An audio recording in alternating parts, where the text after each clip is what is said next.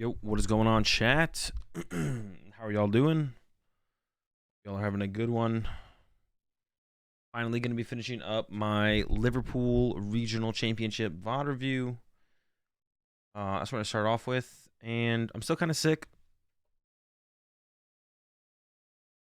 So we'll see, we'll see, how I'm feeling by the time we're done with it. And then I might play some PTCG. We'll see. Depends how my voice feels after that. We'll see.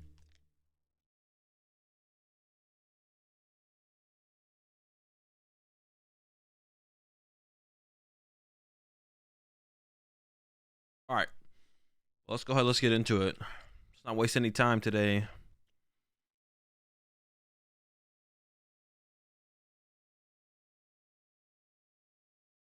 Might need to change over the channel. There we go. Let me go back a little bit here. Actually, for this one, I can pull up the players' deck lists as well. So I'm going to do that real fast because we have the top 8 lists. We can talk about the matchup a little bit. The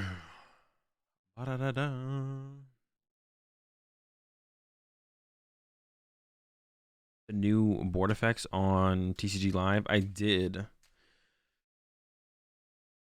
probably talk about those. We can look at those and talk about those after. We can talk about those after the VOD review. We'll take a look at and talk about the PTCG live updates to the visual effects. Looks like Trust Your Pilot has them all out there.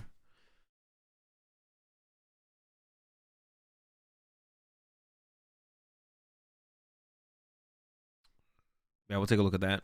Sheesh, man. Maybe I won't stream very long. My voice is already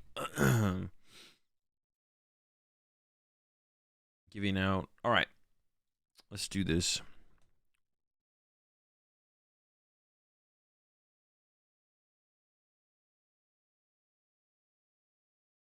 Where's my thing?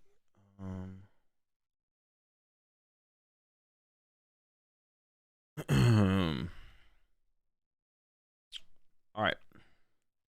So we got the top 8 match. We got Stefan with the Guja versus Sander with the Control. So we'll talk about the matchup a little bit first. I have both of the deck lists pulled up here so we can take a look at those. So Stefan's Guja, really straightforward, really consistent. And it's got the double Ordinary Rod for Pokemon recovery stuff, which I was thinking like that might be more relevant in this matchup, but actually thinking about it, because Sander doesn't really play Energy Disruption, it might not.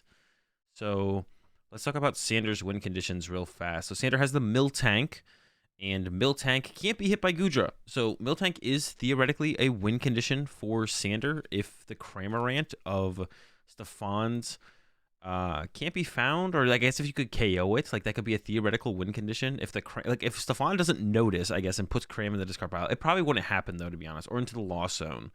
If like Stefan Lost Zones their own Cram, I guess that could be a win condition as the Miltank, but you also have Greninja that I guess could attack the Miltank as well. That probably won't come up. Like I was thinking about it, but with double Ordinary Rod, you'd have to KO the Cram like 3 times to make that relevant. But I guess depending on what hits the Lost Zone, that could be a win condition for Sander, because Sander like could KO Cram with Miltank or with like the unfazed Fat Snorlax, or even hit it enough times with Eldegoss that would KO it. But the real win condition for Sander is going to be the Eldegoss loop at the end of the game, where you send an Eldegoss into the active with a Cape of Toughness on it, and then Stefan will hit it with the Guja for 200 damage, and then Sander shuffles that Eldegoss back into the deck with a cape before doing that, benches another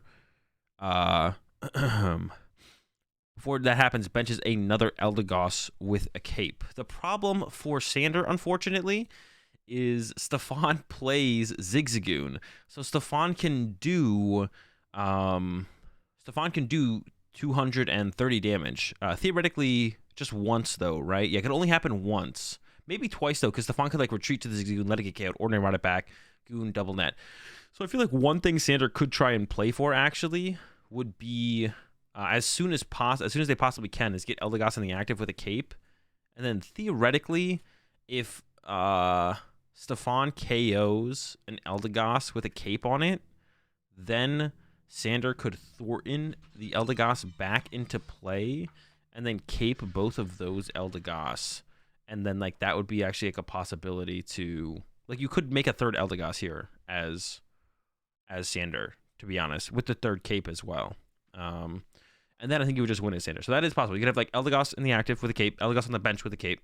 Stefan one-hit KO your active Eldegoss, and you could, like, bench any random Pokemon, Thornton that into an Eldegoss, attach the cape, and go from there. But that would have to not be Stefan's last 2 prize cards as well. So that Stefan would have to not win on that Eldegoss KO.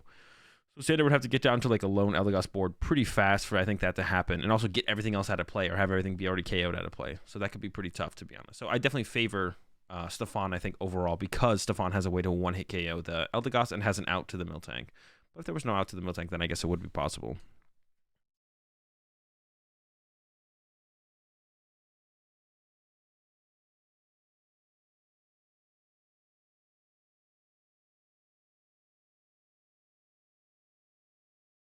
All right, so let's get into it. I'm a little bit ahead here. We need to go back a little bit.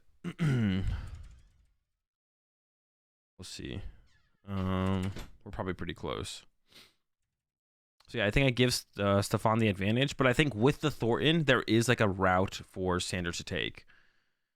Okay, looking at the prize cards, 2 Goodra V prize, doesn't matter. A boss in the last 2 prize cards actually isn't great for Stefan. That could be relevant. And then on Sander's side, the Thornton is prized, which I talked about being part of Sander's potential game plan. And Stefan does have to try and preserve the scoop-up nets in this matchup. That's got to be one of Stefan's goals. Also, Stefan wants to be aggressive because the more time you give Sander, the easier it would be for Sander to set up into that theoretical triple Eldegoss loop or triple Eldegoss line that I talked about with the Thornton. So you don't want to give Sander too much time. So we see Stefan goes with the capture on Luminion. Unfortunately, opens Luminion, but what are you going to do? Gets a Comfy and is probably going to retreat into Comfy and then start the process of building up the Lost Zone with the flower selecting. I guess Stefan also has Temple of Sinnoh, which if Stefan holds onto all of those until the late game and forces Sander, yeah, that could be, like, awkward, I guess. Like, if Stefan can hold onto all 3 Temple of Sinnohs, which I don't see why you wouldn't be able to. Stefan could theoretically hold onto all the Temple of Sinnohs, and then that could stop Sander from being able to loop Eldegoss. So, capture Luminion. Luminion being on the bench isn't great, but you can always get out of play by attacking with it. There's a retreat, and then here comes a Comfy. Probably didn't need to play anything else out of the hand. Could have. Gets rid of Boss and keeps. Switch cards will be fairly relevant, I guess. Here comes a Quick Ball.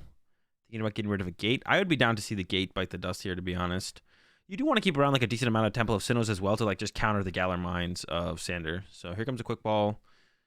Gets rid of the basic Metal. Could have got rid of the capture there, but I guess you want the capture for next turn to definitely find a Goodra. I assume this is going to get a Comfy. Now, I feel like what might happen here is Stefan might scoop up net the active Comfy, which I guess would be fine. As long as you have enough to KO 1 Eldegoss, that's all you really need, I guess. So we do have scoop up nets left in the deck here for Stefan, but you definitely have to highly prioritize your scoop up nets in the matchup. We do see the net happen. Comfy number 2 now. Greninja versus Colress, I think. And I think you probably just go with the Colress here. Yep. And another Comfy comes down. I think you might as well switch into this one as well and use this one's flower selecting.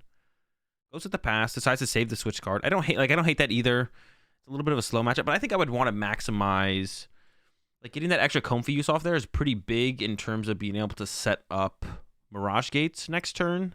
You switch, you use this Comfy, then next turn you'll have 3 in the Lost Zone, and then you can go Colress, switch, or use Comfy, retreat Comfy, switch, or switch Comfy, Comfy, switch. Like, it would get to 7 without needing scoop up nets. But now you, like, need a third Comfy, or now you need a third Comfy or a scoop up net as Stefan to actually get off to Mirage Gate next turn to start putting on the pressure. So actually, what is the damage from Goodra V? Let me look at that real fast.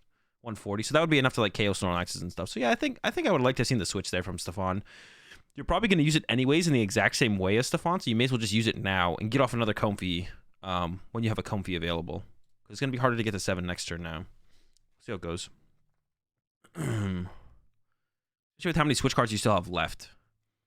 All right, over to Sander, and let's see what Sander decides to do. Has a boss in hand. We could see like an early boss on Luminion, and then even just like recover the boss. I wonder if that's like something Sander's going to consider here.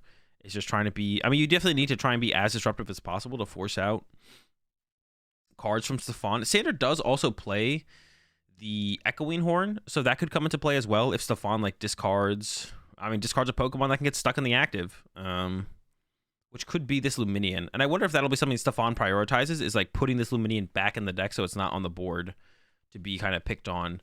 I guess it's going to be just as picked on as Comfey, though, when you have to save the Scoop Up Nest for your Zigzagoon. Like, these two Comfeys aren't leaving play anymore, so the Comfey is going to get as picked on as the Luminion. So I guess it doesn't really matter too much, to be honest. You don't really have to put the Luminion back here as Stefan, unless you want to put it back in the deck so you can get it back out of the deck to use, to go find a Colress or something. That would be like the only thing I can think about. All right, there's Greninja. Off the capture. And we'll probably see that. Yeah, we might see the Regieleki get used here. And maybe that is why Stefan kept the switch card, to be honest. Was like, okay, what if Sander bosses up my Luminion next turn? Maybe that's why Stefan kept the switch card around, to like potentially play around that. Because I think we might see this boss get played here from Sander at the end of this turn. We'll see. Here comes Greninja first. Plus 2. Echoing Horn already in the hand. There is an Eldegoss and a Starly. A boss, a Snorlax, a Quick Ball. So can't get the Oh, that's not the right Snorlax, though. Thinking about giving up the Echoing Horn. But it probably won't be a factor in the game, actually, to be honest. Stefan would have to, like, discard a Goodra V for that Echoing Horn to see true value, so... Gives it up. This does mean now Stefan could Quick Ball away a Goodra V pretty safely if Stefan knows that Sander doesn't, like, play Silene or something to recover the Echoing Horn, but... I don't know if Stefan knows that. I don't know how much Stefan actually knows about Sander's deck at this point. Has probably sat next to him a couple times throughout the tournament and has a rough idea of what might be going on. And, of course, you can only play so many cards in a deck, so... Sander... Oh, he actually might go for the Peonia here. It's curious that Sander actually used the Quick Ball then before using Peonia, but maybe needed the information to actually decide to use Peonia, which makes sense as well. That's probably what it was. Oh, no, but they played the Sander played the capture energy already. And then Quick Balled afterwards. So maybe a little bit of a mistake there from Sander. Could have saved the Echoing Horn. Not probably going to be a huge factor in the game. Gives up Parasol, Heavy Ball, and Snorlax. I actually wasn't really paying attention to what Sander got, but 2 of those cards, it got a Colress and a Speed Lightning. Okay. So still can't make his way to the Gourmandize if he wanted to. But I think the Sonar isn't terrible here. And I think that's what we're going to see here from Sander. Sonar gets the Peonia. And maybe Sander is thinking about that Thornton play. So is already going to aggressively look for that soon here. And isn't under too much pressure here either. So Sander's got some time to play around with here. The most that Stefan can do this turn is Cramorant for 110, which doesn't even get close to KOing the Lecky. The Colress here from Stefan. I think there was 2 Goodra V-Stars in that choice there. You don't need 2 of them, so can definitely get rid of one of those. Yeah, Goodra V-Star biting or getting sent to the Lost Zone isn't a bad thing.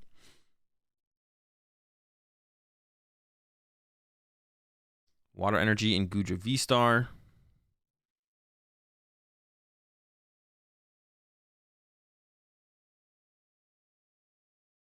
And then we got the cap on the Comfey to get the Goodra. Going to the deck.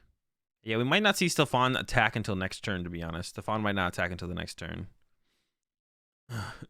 Sander making sure he knows what the Goodra does. Gotta check, gotta make sure. It's also a little bit awkward. Maybe a little bit awkward. I don't know if this would ever actually matter, though. I mean, Stefan doesn't play any Shuffle Draw. Does play 2 Roxanne, but those probably will never be able to be played. I don't think Sander's ever going to draw 3 prize cards. I don't think those are ever getting played. All right, going up to 5 here for Stefan. Does have 2 Mirage Gate in hand. Can retreat and get to 6. But could just wait next turn for the Colress. Is going to go with the retreat here. Now we're going to get up to 6 here. Almost at that 7. Would need another switch card if they want to get to 7. So we're at the 6 here. Another switch card is in the hand.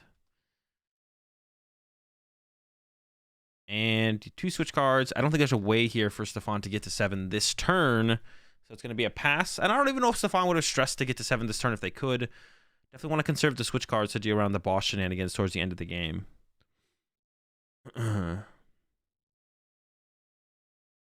Speed to the active.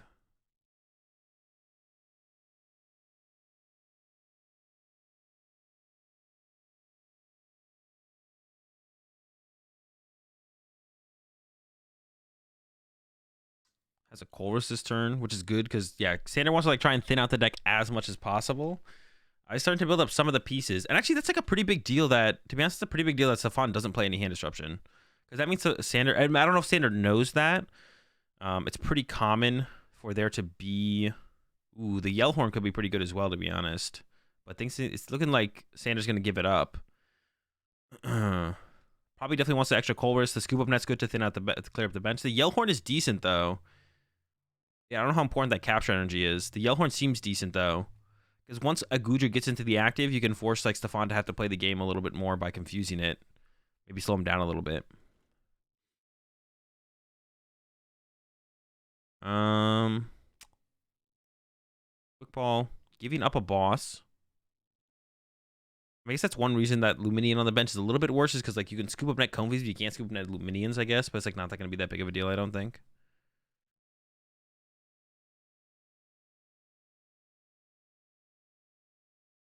Sander goes for the mill tank.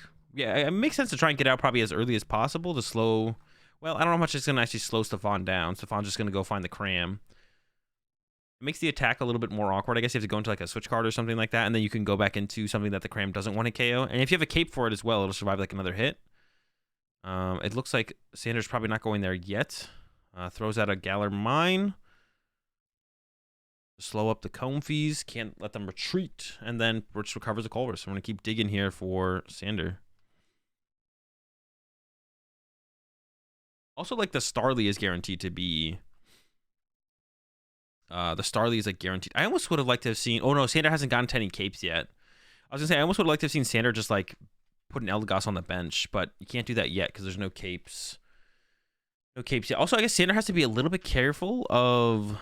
Actually, that's kind of weird. Like the Galar Mine versus Temple of Sinnoh thing that's going to happen here. Like, does Sander want to be the first person to put a Galar Mine in play, actually? Or should Sander have not put that Galar Mine in play to keep it out as a counter to Temple of Sinnoh to make sure he can chain Eldegoss efficiently? It's actually curious. I don't know. I definitely feel like I favor Stefan from this point on. There was gate number 1. Here comes gate number 2. And I can start swinging with Guja next turn, or this turn. Probably wants to attack with Cram, though, here. Well, no, not attack with Cram. You're going to need to get Cram eventually. That's what I mean to say. I don't think you want to attack with Cram here. I take it back. You want to burn an extra energy on the active, I guess. Yeah, I wonder, like, the big thing would be, like, I wonder if Stefan knows. I wonder if Stefan knows there's, like, no Crushing Hammers in Sander's deck. Is this 1.5? Yeah, it is. 1.25. There's plenty of resources in Stefan's deck right now. Colress. There's a net. Ooh. Actually, I don't even think you want the Ordinary Rod here as Stefan. Actually, I don't know how... You want the net for sure, but that's a net to the discard pile. That's 2 nets down here for Stefan. I don't even know how important Ordinary Rod is. The switch cards are super important because you don't want stuff to get stuck at some point behind like Boss plus Galar Mine. But I feel like the Ordinary Rod's not very important. But I don't know if Stefan knows that Sander doesn't play Crushing Hammers or like a way to actually like deal with the Guja. Sander plays 1 Crushing Hammer. Let me correct myself, but it's like not a relevant amount of Crushing Hammer. So yeah, there's the first attack from Stefan. Gets the KO. Only has 2 scoop up net left, but that is all you need to actually take the knockout on. 2 scoop up net is all you need to take the knockout on a Eldegoss. Goon double net. So as long as Stefan doesn't burn another net, they will be able to 1 KO 1 Eldegoss. Silene Palpad? No, there's no Silene or Palpad in this deck. Another Greninja use.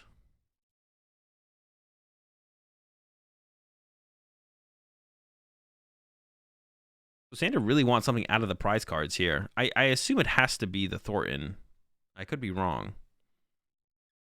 Well, I guess hasn't played the Peonia yet, but it looks like they want to play Peonia. But the Colress also kind of makes sense to me, so I don't know. We'll see what Sander goes for.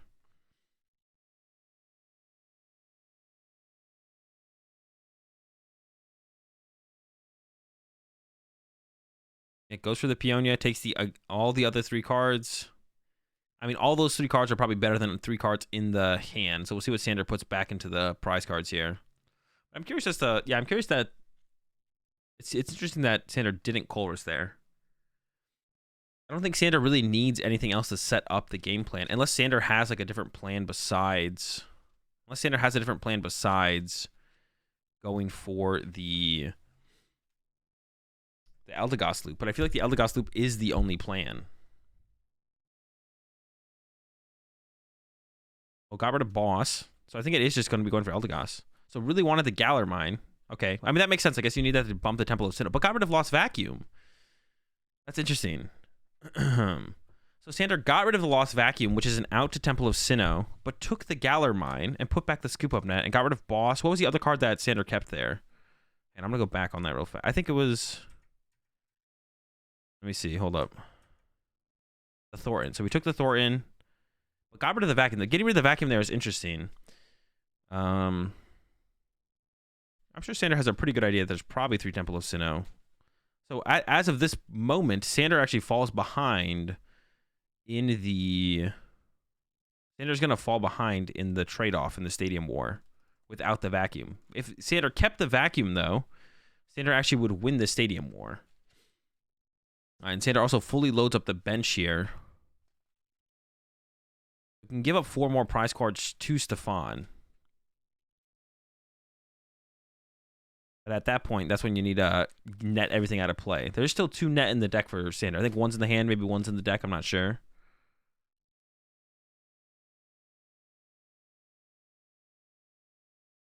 Okay, and then pass over to Stefan. So now Stefan has to find Cram to be able to get this knockout. It is in the deck. It's not prized. Or Boss. Boss also works. Escape Rope also works as well, but I think you want to keep the switch cards here as Stefan. So I like the Boss. I like the Boss here from Stefan. I don't really think there's a reason to do anything else. I'm also not sure I liked that Stefan put a Temple of Sinnoh in play when they could have switched and held, kept the energy in the deck and then just kept the Temple of Sinnoh, to be honest. There's the Boss. Let's see what they went after. The Greninja probably makes the most sense. I think I like that. I don't know. Miltank is just being pushed up again by Sander, of course, because Goodra can't hit that. Honestly, this game is developing really, really well for Stefan, so I'm curious as to how Stefan... I think Stefan loses game 1, so I'm curious to how that goes. The calls here from Sander. There's the Flying Pikachu in there, so I'm pretty sure Sander's going to get rid of that. I don't know what else Sander would get rid of here. Flying Pikachu for sure, I think, is biting the dust. I want to see the hand, though. I want to see what the choices are.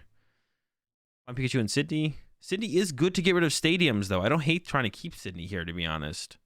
But kept Eldegoss, Scoop Up Net, and Quick Ball, so values the Quick Ball take there.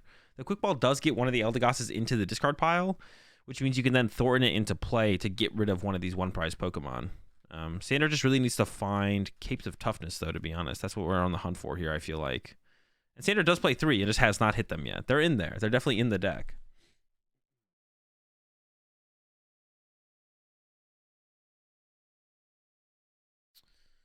Escape Rope from Stefan. Of course, this will kind of burn like 2 switch cards here. Stefan pushes up Comfy. Probably going to debate using Flower Selecting, but goes for it. And one of those was definitely Zigzagoon. If the other one is Scoop Up Net. Okay, it's a Colress. I was like, if the other one, oh no, I thought it was Zigzagoon. It was a capture energy. I don't know how I saw Zigzagoon there.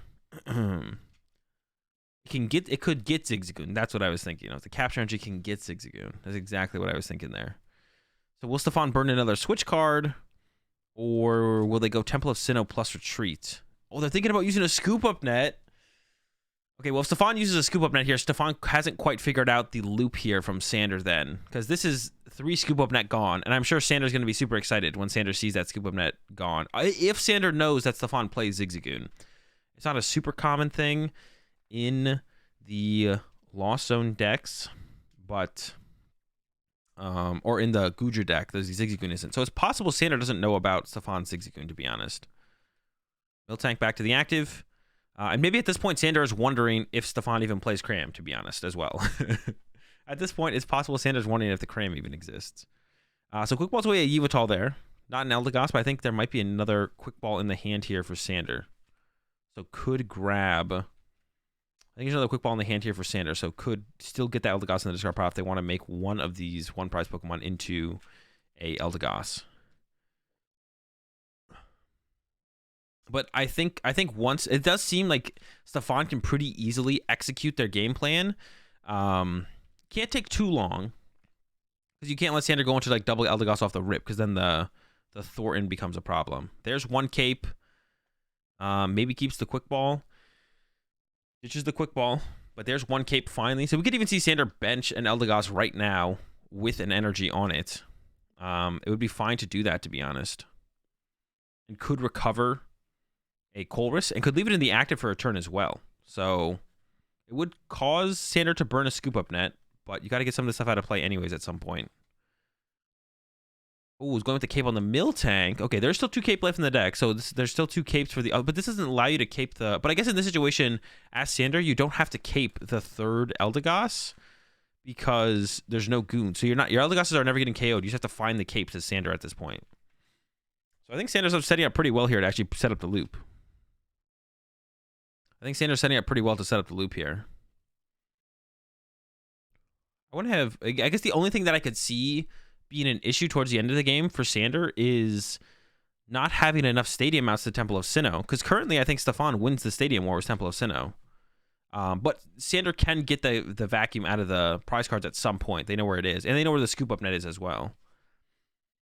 All right, here's the Cram search from Stefan finally. The Cram making an appearance to deal with this Miltank. Unfortunately, it does have a cape now. So not going to be able to get the one-hit KO like Stefan would like.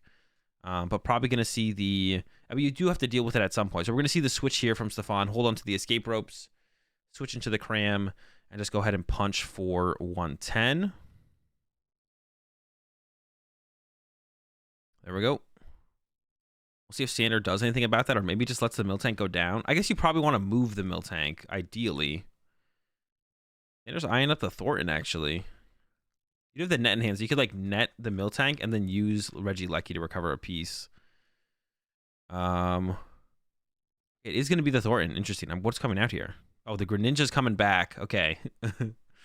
Thornton gone. Here we go with the Greninja use. 1-2. Birdkeeper crushing hammer. Go ahead and throws out a hammer. Tails.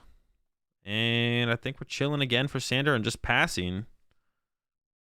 Oh, no, we haven't played a supporter yet. Birdkeeper coming down. And if you run to the bad luck, you get to get a... Oh, wait. No, we did use a supporter, right? Wait. Did Sander use a supporter? All right, someone will let me know in chat. I think he definitely used a supporter. I'm pretty sure.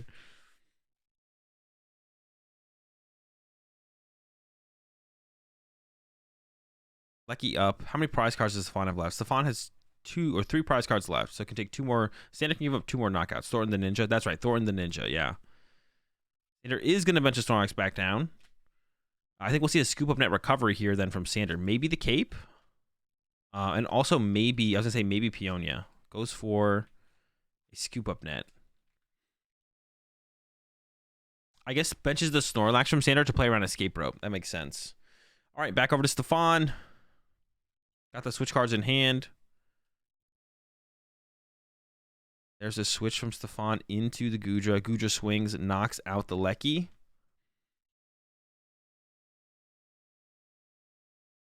Cram on the back line if it's needed later. Snorlax send up here from Sander. Pretty close to decking out now.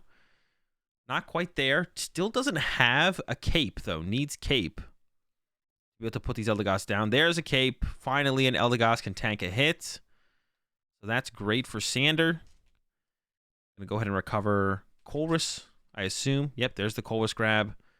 Still hasn't played a supporter for turn. Has Colress or Birdkeeper to potentially use. He's gonna go for the Birdkeeper. Ship the Eldegoss to the active and probably put a cape on it and then just kind of leave it there for a turn to like absorb a hit and give themselves another turn to kind of work with to build up towards the play. Might shuffle it back in this turn, but I would imagine it's going to sit here for a turn and take a hit. We'll see though. Doesn't have, but needs to get that second cape at some point. But Sander's almost decked out at this point, so does bench the Miltank. Okay, well, there's 3 things on the bench here for Sander now that can get KO'd. So this is actually getting... This feels like it's getting a little scary, to be honest. for Sander. Stefan wants to get a read of the Eldegoss. All right, Ordinary Rod top deck from Stefan. You definitely don't want to... I mean, could be a situation, actually, where hitting Eldegoss could be correct from Stefan. Like, hitting into the Eldegoss here from Stefan could be correct to pressure Sander to shuffle it back to the deck this turn instead of getting another turn out of it later. Because the Pokemon on the bench, I guess, are going to theoretically always be there, but some of them will be there for a little while. Or will Stefan go for a prize card immediately? Like, I don't think it would be a terrible play from Stefan here to actually punch Eldegoss.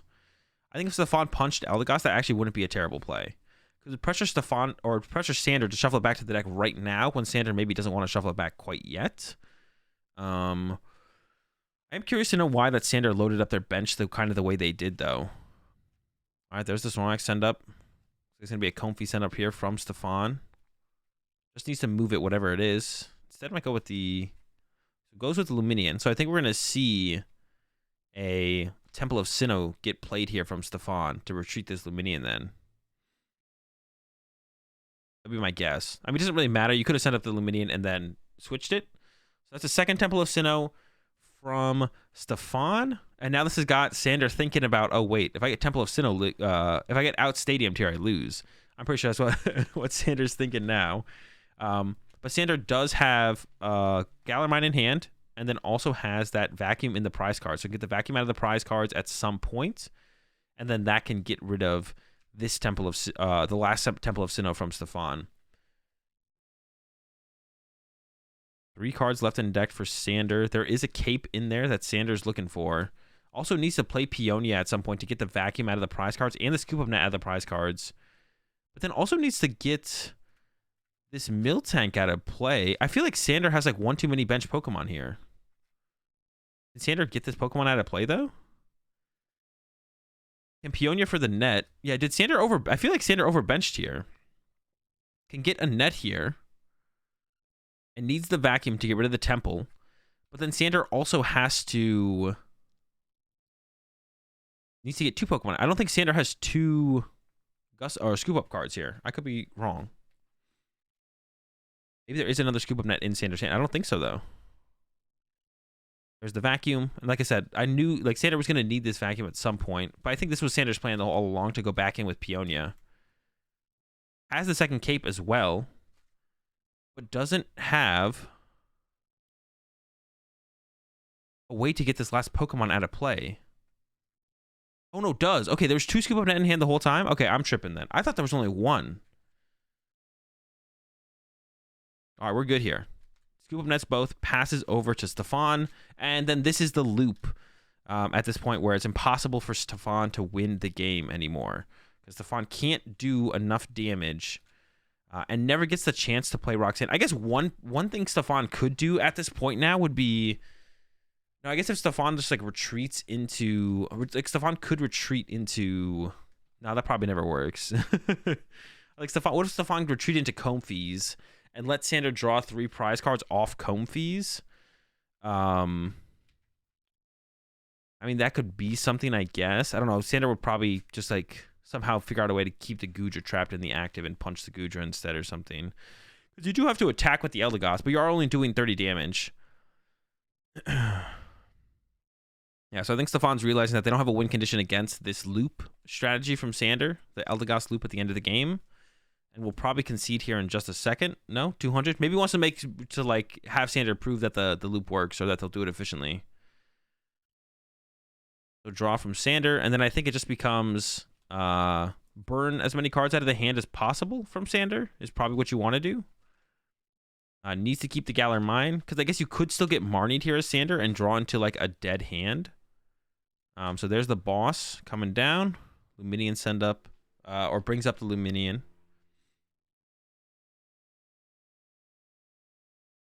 Like, yeah, I guess if Sander got Marnied here, would Sander ever whiff the combo? I guess not, right? Thinking about throwing a Speed Lightning down. Throws it on the Goss. Yeah, the biggest thing to play around at this point is Marnie. But I guess if that happened, then you would guarantee to draw into the Eldegoss. Yeah, so as Sander here, you're guaranteed to draw into the Eldegoss. And then you could Eldegoss for Colress to find the other Eldegoss stuff. So it shouldn't be a big deal. Or to like dig through the other stuff that you have in there. Yeah, I probably would be fine here as Sander, to be honest. All right, back over to Stefan. Has the attach retreat. Has the goon, but it's not going to matter. They correct the damage on the Luminion. All right, attach retreat. And yeah, Stefan burned one too many scoop up nets. I'm sure Stefan like saw the Zigzagoon, tried like did the math real fast. I was like, how many nets do I have left? Okay, only one, so I can't KO this. But we'll probably take that information to the future games, and then now knows the goon play is possible and to like conserve scoop up nets. You do only need to theoretically conserve 2 of them. You don't need 3 or 4. You just need 2. So there's a Colress. Sander draws all the cards. Eldegoss for the Colress, 2 energy on the Eldegoss, and then shuffle the other Eldegoss back into the deck. And if Stefan did play Marnie,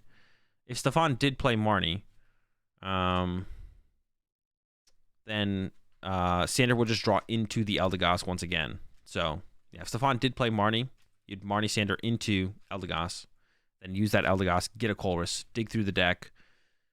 I guess if you had too many cards in if Sander had too many cards in hand, you could get to the point where like Sander could dead draw off the Marnie. Yeah, I don't know. You appreciate the 27 months there, Monkey Fuzzle.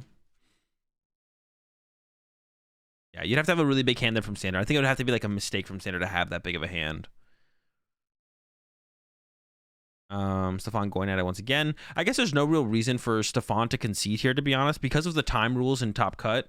And this is why it's so hard for control decks to win in Top Cut, is because control basically gets to play one like one game. Well, they get to play like 2 games, but you have to win both games. Control basically gets to play 2 games, but you have to win both games. Because if you go to game 3, it comes down to prize. Who has drawn the most prize cards is the winner of that match. So kind of unfortunate for control, I guess, but I think it's probably a decent balance for control decks in general in the rules. It would be a pretty bad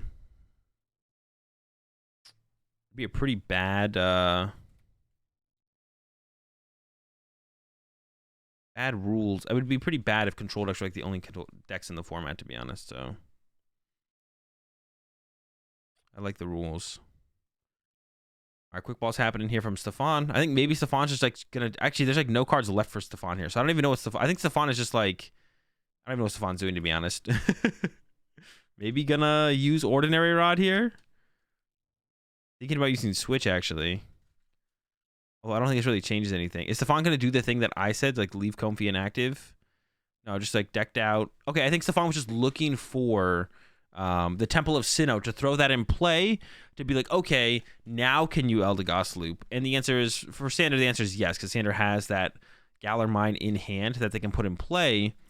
And if Sander puts the Galar Mine in play, then it bumps the last Temple of Sinnoh here for Stefan. And then Stefan will lose still to the Eldegoss loop. We'll continue to lose the Eldegoss loop. Energy here for Stefan. I think the capture energy makes a little bit more sense to play now. You're not going to use it anyways. It doesn't really make a big difference. And okay, retreats. There's the Temple of Sinnoh, and they hit for 200. And now on Sander's side, you just throw out that Galar Mine. And I think Stefan will concede here as soon as Stefan sees the Galar Mine. Because it seemed like Stefan was trying to come up with what to do the turn before this last turn. And then Stefan came up with, okay, I need to get my Temple of Sinnoh, gets the Temple of Sinnoh. And now as soon as Stefan realizes Temple of Sinnoh is not going to do anything, the Galar Mine will come into play. Do you have to shuffle and capture energy? So some judges do make you shuffle. Some judges do make you shuffle, but you technically don't like have to. If the deck is truly random, it doesn't matter. Some judges are more lenient than others. Like recently, when I've been on stream, the judges always make me shuffle when I do something like Stefan did, where Stefan attached capture energy to the active Comfy.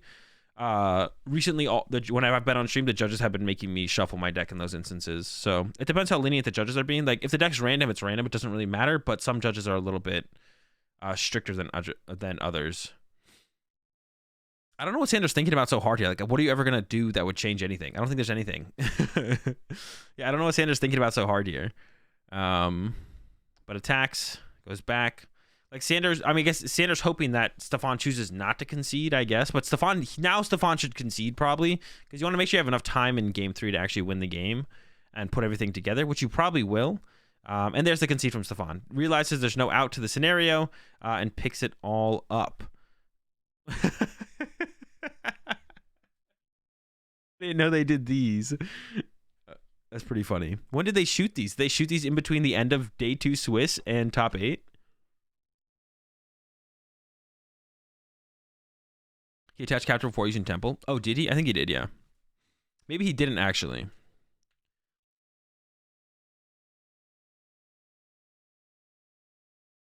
He was tossed at NA events? Nah, that's just so cheesy. I mean, it's funny.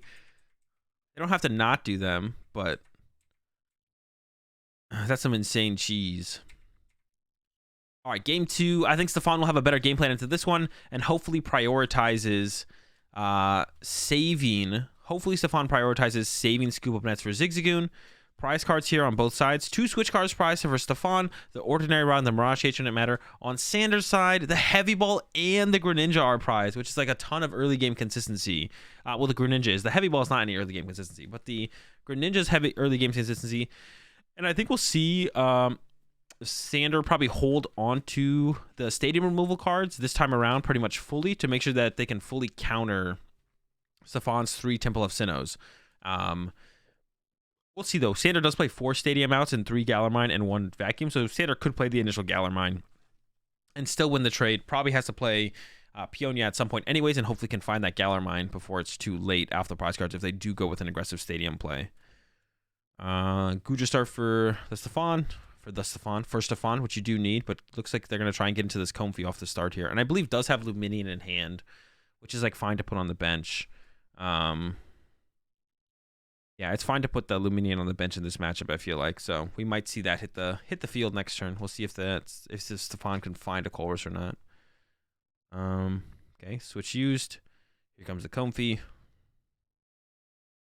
And now that Stefan has like an idea of how the matchup should go and what they want to do, we see Stefan is playing a little bit faster, a little bit more aggressively, which makes sense. I wouldn't hate to see Stefan bench the Cramorant, to be honest, because the Guja's already a bad thing to be gusted up anyways.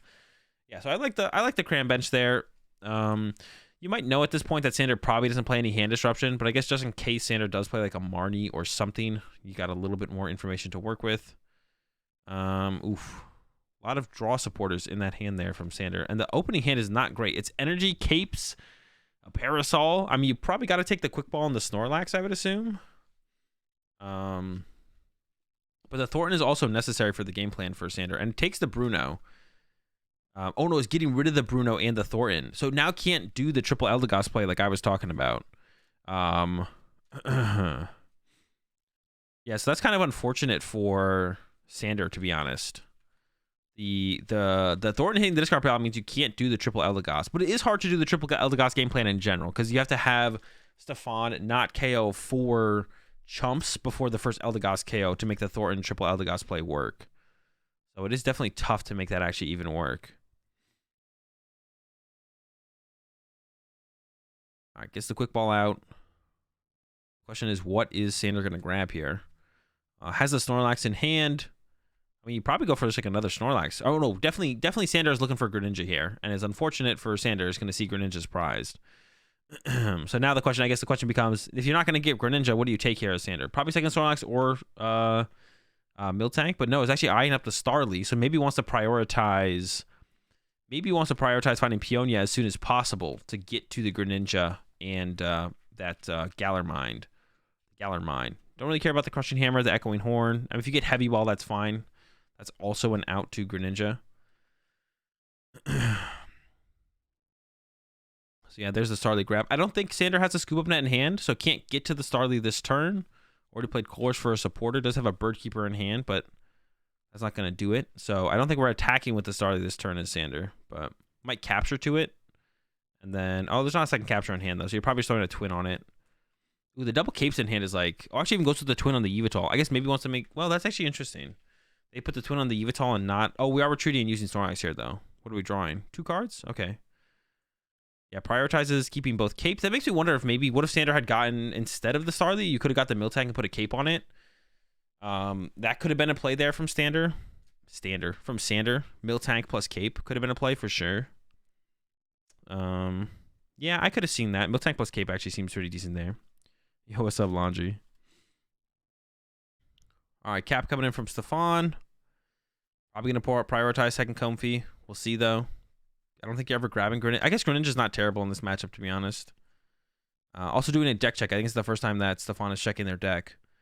So check the net count, check the goon, make sure it's all in there.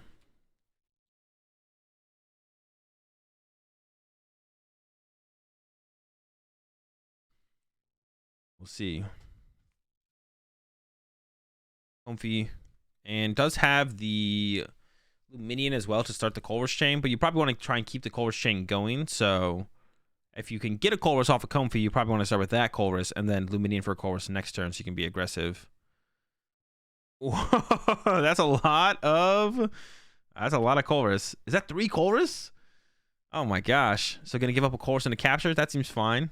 Wait, was it Colress? No. Was it 3 Colress? I thought there was a Temple of Sinnoh in there. It might have been 2 Colress and a Temple of Sinnoh. No, it was 3 Colress, I think. No Temple of Sinnoh. Yeah. Hella Colress. Definitely doesn't need Lumini in this game. Hasn't attached return yet, so still could do that. Maybe Stefan should have attached return there. That way Stefan next turn could go gate plus attach active retreat. Oh no, Stefan captured return. Never mind. Stefan already attached return. Don't listen to me. Cap on the Yveltal. I assume Miltank will be the target here. I could be wrong, though, but it looks like it is going to be Miltank. Has a cape for it as well, which I'm sure Sander will throw on it. Or I assume so. We'll see what Sander chooses to do. But a cape on the Miltank makes sense to me with the other 2 cape in the deck. I'm continuing to prize search here. It does have the Bird Keeper, actually. So, actually, we might, instead of Snorlax, we might see Sander go into... You don't want to send up the Miltank until Stefan sends up the Goodra. Or if you could boss the Goodra as Sander, you could send up the Miltank then as well. I'm sure we could actually see Sander go for the... I think we'll see him go for the Starly attack here to get the Peonia, to get the Greninja. And the Starly does attack for free, which is nice. Once you use the Bird Keeper with it. 1, 2, 3. I also wouldn't hate to see a Gallarmine hit the field here for Sander. Like I said, Sander could be the aggressor with the Stadium trade-off in this matchup. Because Sander plays 4 outs to Stadium, whereas Stefan only plays 3. So Sander could be the aggressor here, but...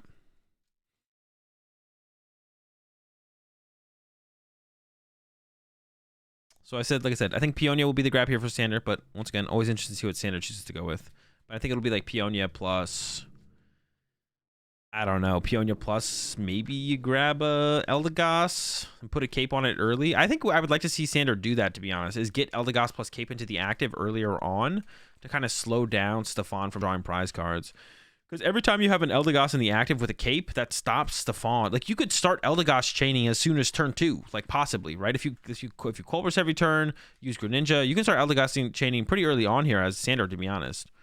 You don't have to take forever to do the Eldegoss chain. Yeah, gets Peonia, gets the Lecky as well. Okay, does have a Speed Lightning in hand, so maybe he's just thinking just to grab that for somewhere to put the Speed Lightning energy. All right, Colress from Stefan. Stefan should definitely be attacking this turn, I would imagine. Can get rid of the Goodra. Actually, there's like 3 bad cards there. There's usually not 3 bad cards. Keeps the Goodra over the Comfy. I don't think it really matters too much, to be honest. I mean, they're both pretty bad. But yeah, finally, gonna see the attack from Stefan here. Has the Mirage Gate and the attachment. And should definitely have the energy in the deck. And that one of Crushing Hammer from Sander is prize. So I'm not going to have to worry about that as potentially being like a roadblock here for Stefan. Because the ordinary rod, one ordinary rod is prize for Stefan, and one is in the discard pile. So it's possible, like, even just like one Crushing Hammer heads could be a game changer for Sander, but probably not. And probably doesn't want to play the escape rope, but we'll see what switch cards, what switch options. Not Sander, Stefan has 2 nets. You, like I said, you can burn a net. Was attaching to, because we can attack with the cram here. I don't know if I like this though from Stefan, instead of trying to just get a Comfy in the active here, because now Sander's just gonna leave a Pokemon that cram can't get a 1-hit KO on in the active, and then you have to go into your Goodra anyways as Stefan. So I wonder, because that's like another switch card you have to play now as Stefan. Like, you got to get the cram from the active to the bench. I think I would have rather seen Stefan attach to the Goodra and play 1 scoop up net, because then you still have enough scoop up nets for the Goon to get the knockout. So yeah, I'm not a big fan of that from Stefan, to be honest. I think Stefan probably should have just attacked with Goodra there. I like that a little bit more. All right, we're drawing cards here. The Peonia is going to happen, and finally, Sander should see the... Unfortunately, he sees the Horn and the Pikachu, which are not very good, but does find the Heavy Ball. That can find the Greninja, and doesn't really need Galar Mine or the Crushing Hammer, to be honest. Sander doesn't need Galar Mine or Crushing Hammer, because it will have double Galar Mine plus Lost Vacuum at the end of the game. That can bump all of Stefan's Temple of Sinnoh, so doesn't actually need... And yeah, gets with the whole Peak squad. Gonna go take a nap.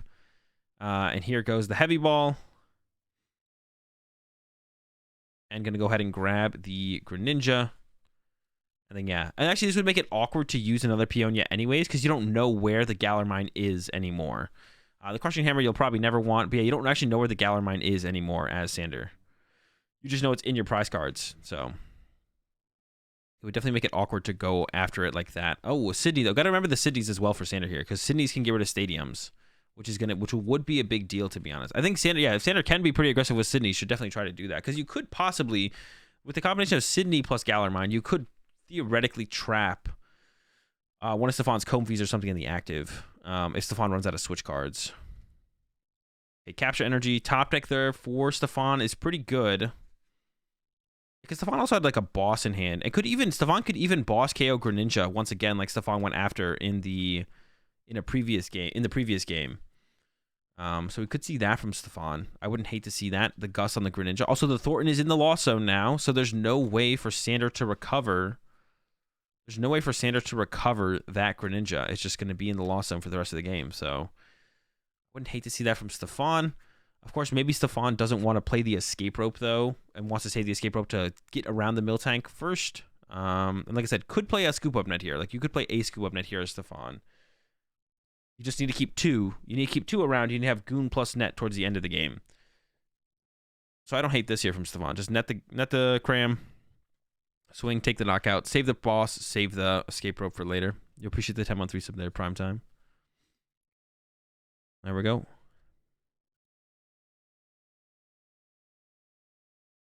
I love Goodra, man, but I wanted Sander to win the event. It's going to be tough. It's tough for Control. I was talking about it earlier. It's tough for Control to actually win. Win through like multiple rounds of top cut time rules. Okay, another Lucky coming down. Nisas are finding more Colress, to be honest, here from Sander. I wouldn't hate to see Sander put an Eldegoss. Oh, there's no Eldegoss in the hand. Never mind. I wouldn't hate to see Sander put an Eldegoss on the bench. I'm sure actually Sander would probably do it. If Sander finds an Eldegoss, we'll probably Eldegoss for Colress, because it has a cape for it. So if it ever gets gusted, you just shuffle it back to the deck. There's a quick ball. All right, so we could see that here from Sander this turn.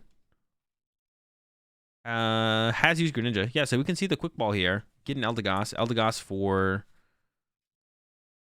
There's a Sydney use. Pretty big hand. No tools, though. No special energy. So unfortunate that Stefan does not have a Temple of Sinnoh in the hand. So the Galar Mine plus boss game plan isn't super live right now. There's still 3 Temple of Sinnohs for Stefan. He's going to use the quick ball. Might not grab the Eldegoss, but could have gotten Eldegoss there and actually got a Colress.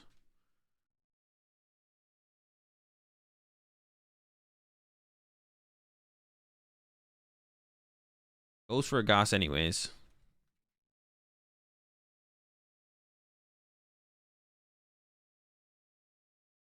I wonder if Sander's gonna put the cape on it. Like, I would just bench it and cape it here because I don't know. There's like no real threat to it. Like, if Stefan plays vacuum, you lose anyway. So you may as well just throw it down. I would just throw it down here if I was Sander. I'm curious to see what Sander does though. Doesn't actually throw it down. Just uses the Lecky to recover the Colress. Because then you could have recovered the Colress with the Eldegoss, and Lecky could have got something else back. I don't know. I think Sander could play a little bit more aggressively here for sure. I don't think it would really hurt them to have to instead have the Lecky recover a scoop up net. Oh, there's only 2 in hand. So you could have scooped up your Snorlax and then recovered a scoop up net instead. And then, like, I don't know. Like, yeah, Sander being more aggressive here, I think, was possible. All right, so Colress here from Stefan. Sees the Goon and a net and knows that you got to keep those. Got to keep Goon, got to keep net. I'm really curious to know if Sander knows that Stefan plays Goon. Because if Sander doesn't know, it's going to be very funny to see the Goon play happen at the end of the game. Yeah, so at this point, Stefan just needs to draw 2 prize cards. If Stefan can draw 2 prize cards, then and get through the mill tank, I guess. Draw 2 prize cards and get through the mill tank. Then at the end of the game, just needs to KO that Eldegoss and I'll be game over. So speed to the Lecky. There's a capture that can be discarded off the Greninja to draw 2 more. And then we can see the Colress after that. Keep digging. Could even see the quick ball happen first to thin out the deck again. But goes with the Colress instead. Yeah, not many cards left in deck here for Sander. Pretty close to decking out. Just a bunch of energy. Just an insane amount of energy there. Decides to keep the capture over the Twin, which is interesting. Not sure if we're ever looking to cap for anything. We could see a net on a Snorlax and recover the net here. A couple different options here for Sander. S2 net in hand. And not many cards left in deck, but a couple. There's a couple there. Just goes for the Colress. I'm super curious why Sander is playing it this way. I don't know why Sander... Maybe Sander's trying to win some other way than the Eldegoss way. Maybe Sander knows about the Goon and is like, well, I can't win this way because if they have Goon, I lose, and they have Goon. But it's curious to me that Sander isn't... But I don't know why Sander doesn't just put Eldegoss and play with a cape. Like, what's going to happen? Like, nothing's going to happen, I feel like. I don't know. It's curious. All right, there's the Snorlax send up from Sander. 2 prize cards left here for Stefan. Sander's basically in the win zone. Yeah. Just 2 courses away from decking out. Maybe he knows now that Stefan doesn't play Marnie. I would assume that is for sure, yeah. I mean, if Stefan played Marnie, this matchup seems a lot harder. Sander probably doesn't know about the Goon at this point. That's possible, yeah. It is possible, I guess.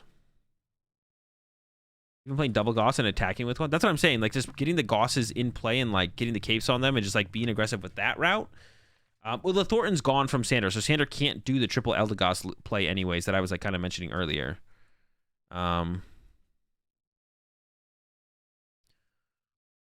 But yeah, here comes the Goon play. Yeah, I'm very curious to know. Okay, here comes a Yellhorn, but I think there is an out to the Yellhorn for Stefan.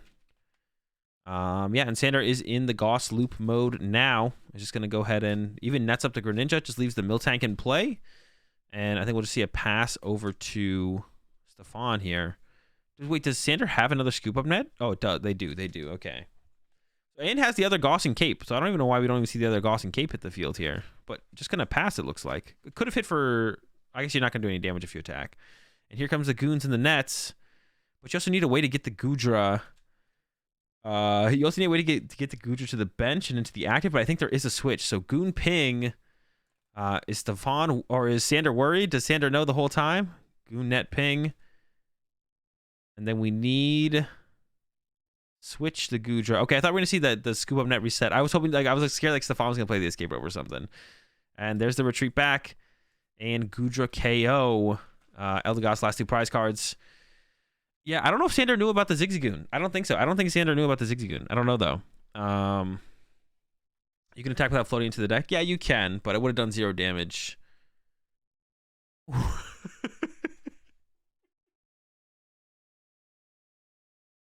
All What is that?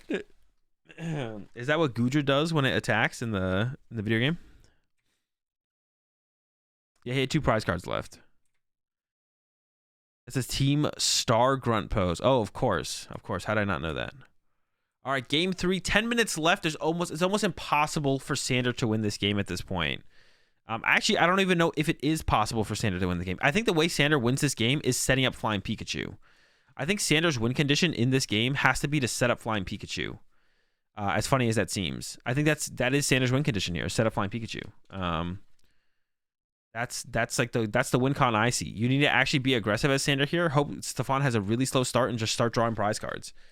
Or you could set up the Thumping Snore Snorlax as Sander as well. That could be a play you could do as well.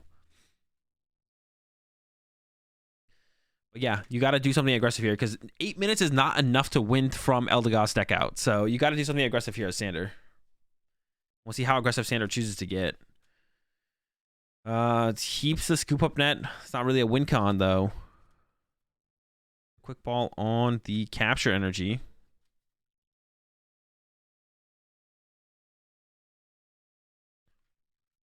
And what is Sander going to grab? Like I said, Snorlax or Flying Pikachu, I think, is the way. The Flying Pikachu VMAX is also prized, though, I guess, which could be a problem for Sander to try and go that route. You could go Thumping Snore Snorlax, though. Goes for Starly instead. But yeah, there's basically no win condition, I don't think, here for Sander. Loads up the Lecky. I guess you could draw a prize card with Lecky, to be honest. You could draw a prize card with Lecky as well. You just need a couple ways to draw a couple prize cards and hope that Stefan doesn't set up like a Gudra until like turn 4. Stefan's got a pretty good opening hand though. Like definitely plenty of draw.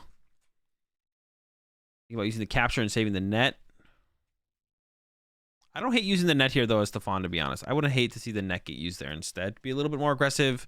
You don't have to play super safe, to be honest, in this kind of situation. And to be honest, if we had done the net, we would have got a Colress. Of course, you can't predict that, but we would have got a Colress off the top if we had done the net. So I don't know. Was it the right play? And we would have got rewarded for doing the right play? I'm not sure, but the cards tell us that's what happened. So capture here. Could get the Greninja. Could also just see the Cram Grab, to be honest. I think the Cram Grab is probably what I would go with here. Greninja to draw cards. I don't know. The Greninja's like kind of sus. Also, just hitting with Cram here is like solid. Just like doing any kind of damage is like pretty good. So, yeah, just hitting with the Cram here seems fine overall. If we can pull that off this turn. Stefan also does play, of course, the Luminion. So if Stefan just finds a quick ball, then that'll work as well.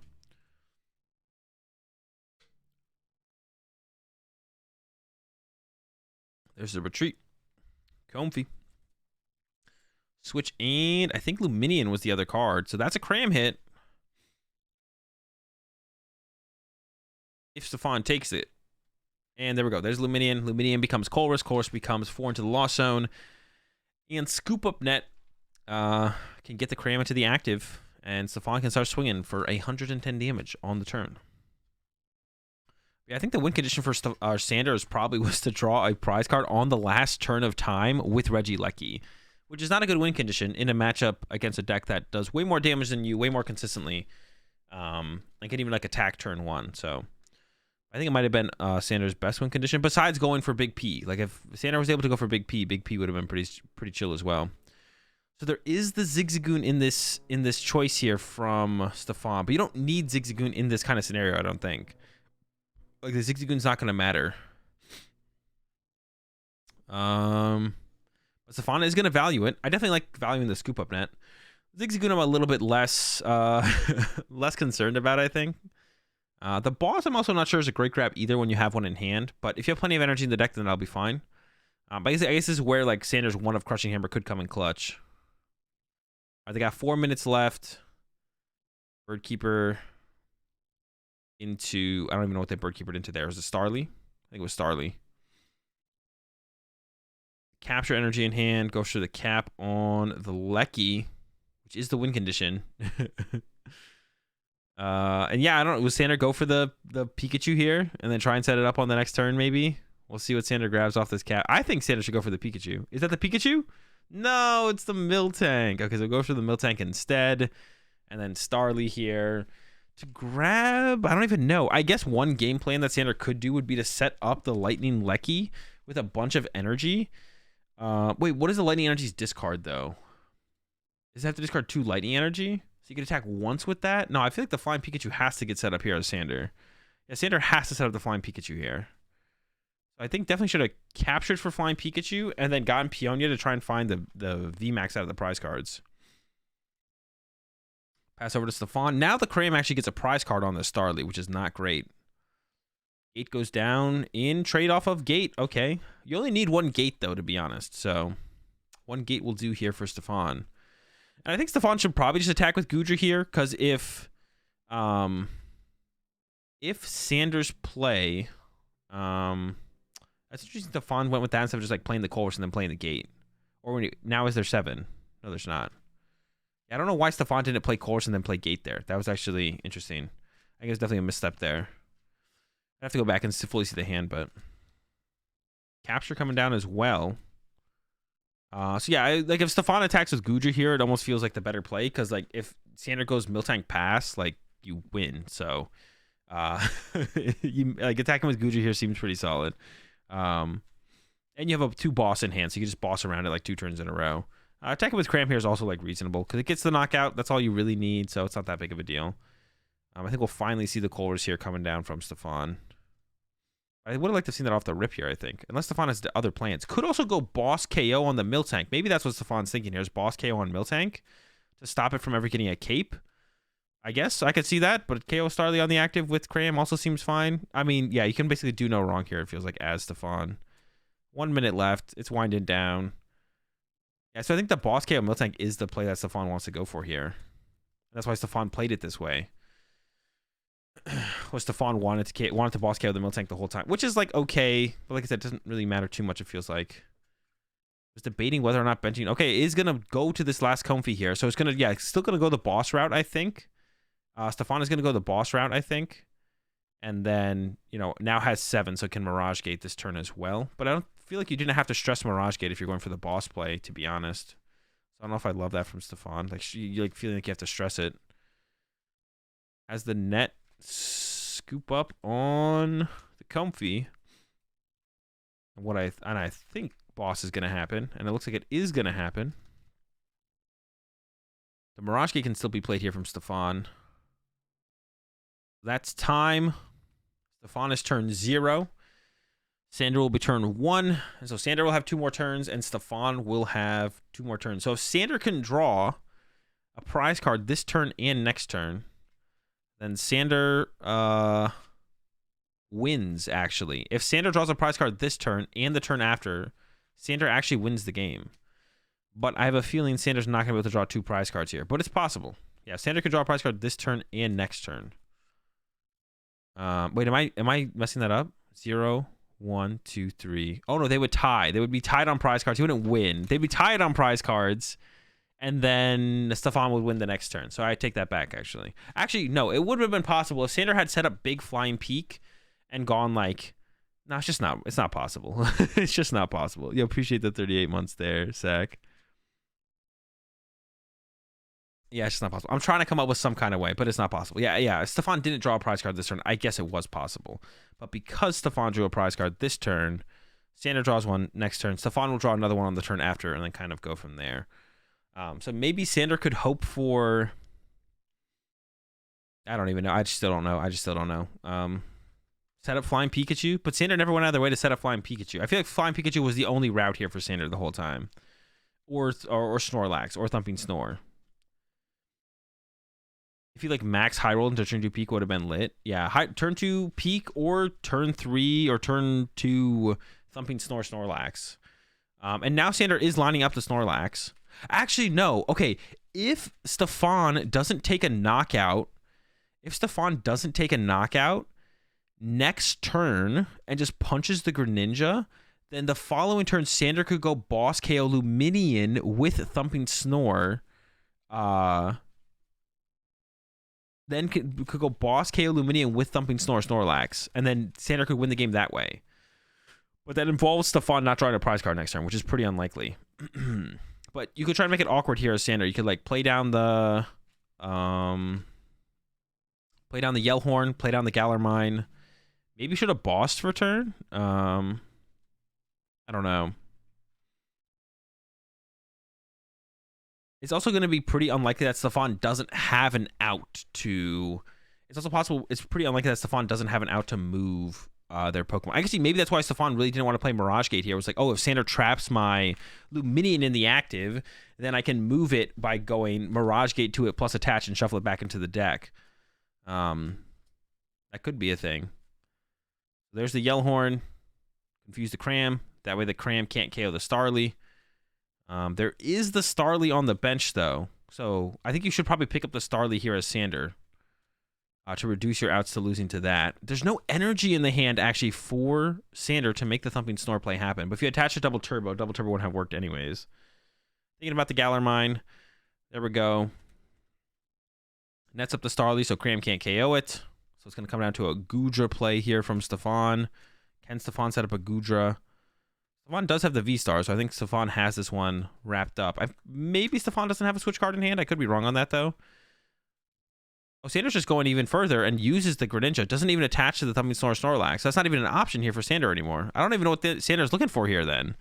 Yeah, what is Sander actually looking to try and set up here, then? I don't know if Sander knows. Net recovery with Radar, and I think Stefan's got him here. We'll see. Did top deck an energy, but there's no energy prize, so I'm pretty sure there's 2 energy left in the deck here for Stefan. And there's no threat on the Luminion anyways, though, so Stefan doesn't have to draw a prize card this turn. Stefan could just draw a prize card next turn. But if Stefan does draw a prize card this turn, I'm pretty sure Stefan just wins, so...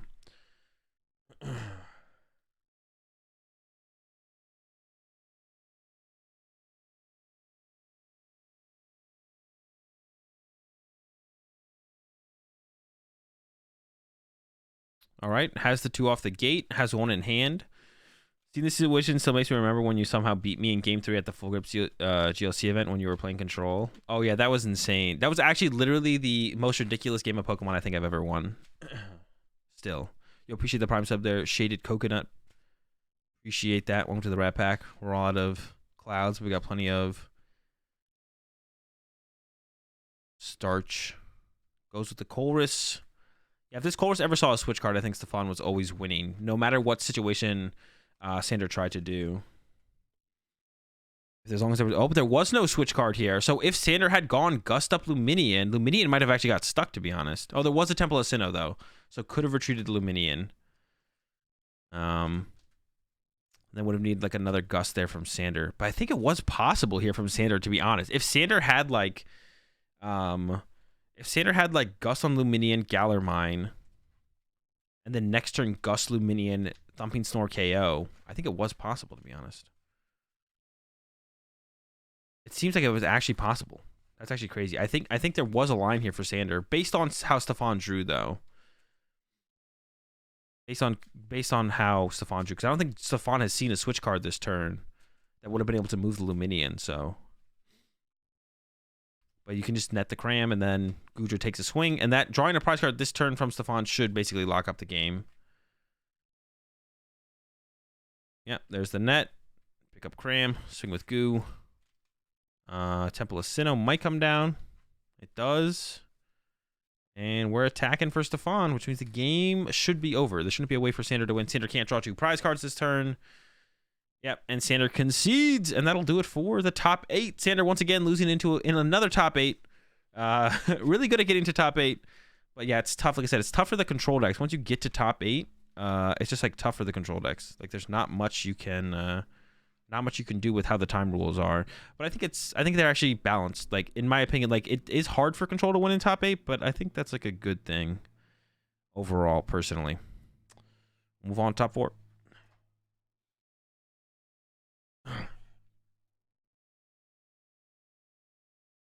What decks in the meta do you want to go second with? Lost Box Mirror Match and Lost Box up against Fusion Mew are the only 2 I can think of. Lost Box Mirror and Lost Box up against Fusion Mew is where I'd go second.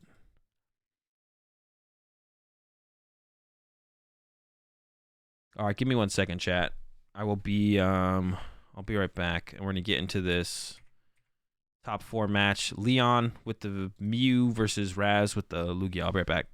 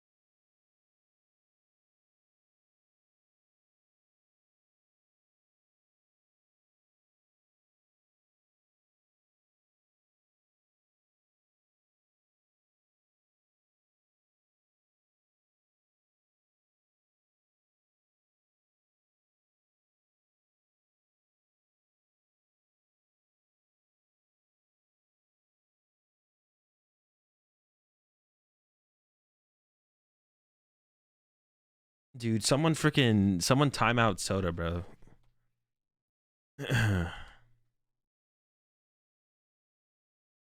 I can only take so many bad soda memes.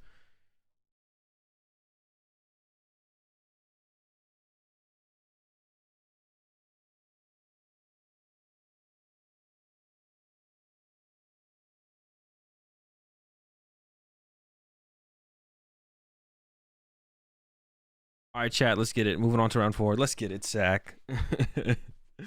I went and got myself some advance. I'm feeling already. It's just because it's like hard to talk. It's hard to like be sick and stream because like I talk a lot when I stream. But when you're sick, it's hard to talk a lot because like your throat is sore. So I don't know. I'm doing a lot of talking, but it's hard to keep up. I got myself some advance though. I was feeling a little bit worn out, so hopefully this caffeine can kick me back into gear.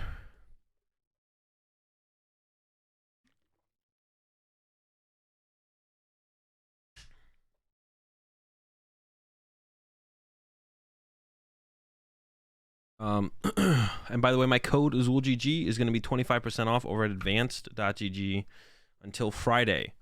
So take advantage of that while you can. Let's put exclamation point advanced in the chat and I'll give you the link. And then be sure to use code AzulGG.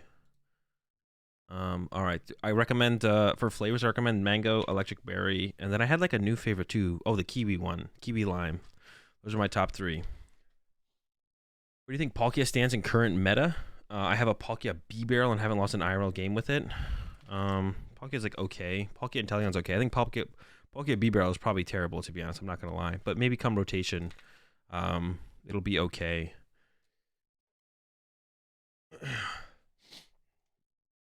Like where have like, I mean, yeah. The best form, if you don't have like a good testing group to work with to test decks, the best way anyone can kind of limit test the deck to the best of its ability is definitely online tournaments. Like if you can play in some of the bigger online tournaments, you'll play up against pretty solid players.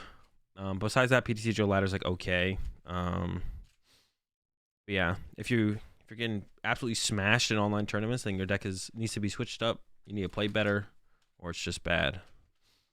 You want a good testing group, Mello? I mean, you gotta be the start of it though. You gotta put forth the effort yourself first to attract other people around you who also want to put forth the effort. I actually genuinely think there's a ton of space in the PokemonTCG right now for it doesn't have to be necessarily like a testing group, but for players in general to be like pretty consistent top performing players. I think there's a ton of space in the PokemonTCG for that right now. I think there's like it's not super there's like some super try hard groups at the top. And there is a bunch of very, very good players besides that. But I think there's a ton of space for the competition and level in the PokemonTCG to be kind of leveled up from just basically anyone who wants to put the extra effort in to become a better player, to be honest. And it would be cool to see like how far the PokemonTCG can be pushed in terms of like competitive, being a competitive game. And did I like jump into game 2 here? I think I jumped into game 2. Did I not? Because the clock says 53 minutes. It doesn't make any sense.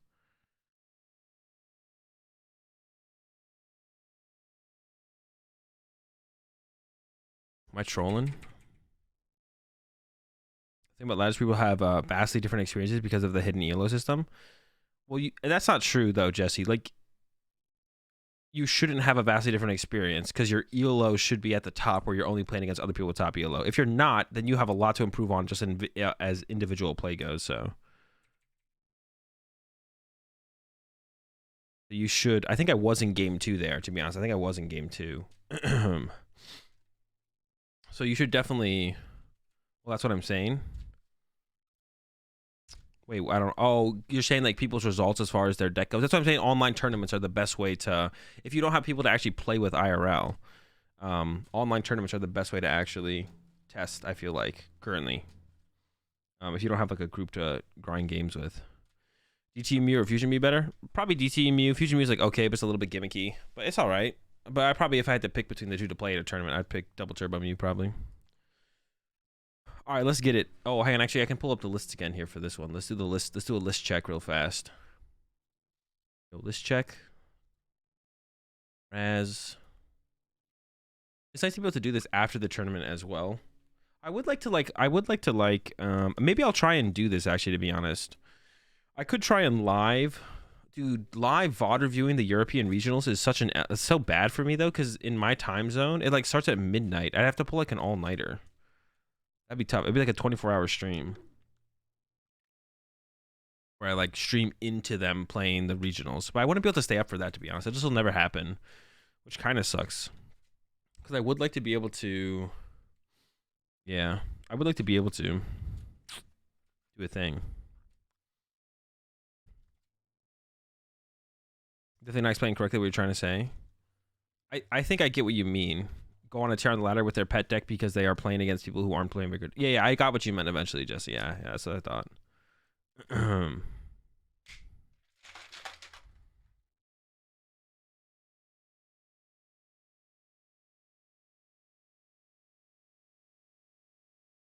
Move to Europe, you've got a couch. That would fix the problem.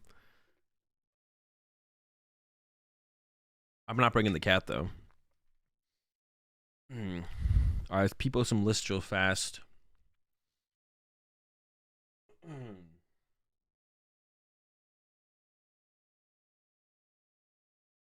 All right, moving into top 4, we got Raz with the Lugia build.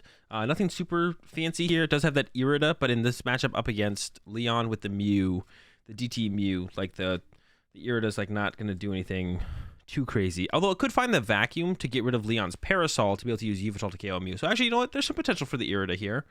And I guess it would allow you to find the vacuum to, I mean, yeah, it's nothing too crazy. Nothing too crazy. And then for Leon, pretty standard double turbo Mew from what we've been seeing. This list is only actually one card different from the list that got second at San Diego Regionals. I don't know if they kind of came to the same conclusion or if Leon took that list and then cut a Judge and added a Marnie. But that's the only difference from the list is -1 Judge, +1 Marnie. So nothing too crazy in the Mew build. The one collapse stadium. Yeah, nothing too crazy to be honest. I was like, one collapse stadium, does it do anything? Not really. I don't think so. So yeah, nothing too crazy for either of the decks, to be honest. I don't think for either of the decks there's nothing very crazy at all. You choice belts. Imagine playing choice belts in your Lugia deck. I mean, if you're playing Irida, not playing choice belt is actually that's awful. Yeah. If you're gonna play the Irida and you're not playing a choice belt, the value on Irida goes so down because you can do stuff like canceling Cologne plus choice belt plus quad powerful KO Duraludon, choice belt plus quad powerful KO Mew VMAX, choice belt plus quad powerful KO Lugia V-Star. Like, yeah, if you're gonna play Irida or Skyla, not playing choice belt is terrible. So, I think the Irida is pretty good. Be able to find your lost vacuum when you need it, or your canceling clone when you need it. That adds a lot of value, or that's like a pretty big swing in all the matchups that those cards are relevant in. So, I'm personally a fan. Raz playing no stadiums. Yeah, no stadium Lugia, which I think is correct. Collapse stadium and Lugia is like hella mid. But let's go ahead. Let's get into it. I do think this matchup's like probably close to 50-50. I think going first is a big deal. And it looks like Leon is going first. So advantage to Leon, just kind of neutrally in the set for sure. Cram on a rope. Got the heads. All right, we're cooking already. Battle VIP pass is on the way. Let's take a look at the prize cards real fast.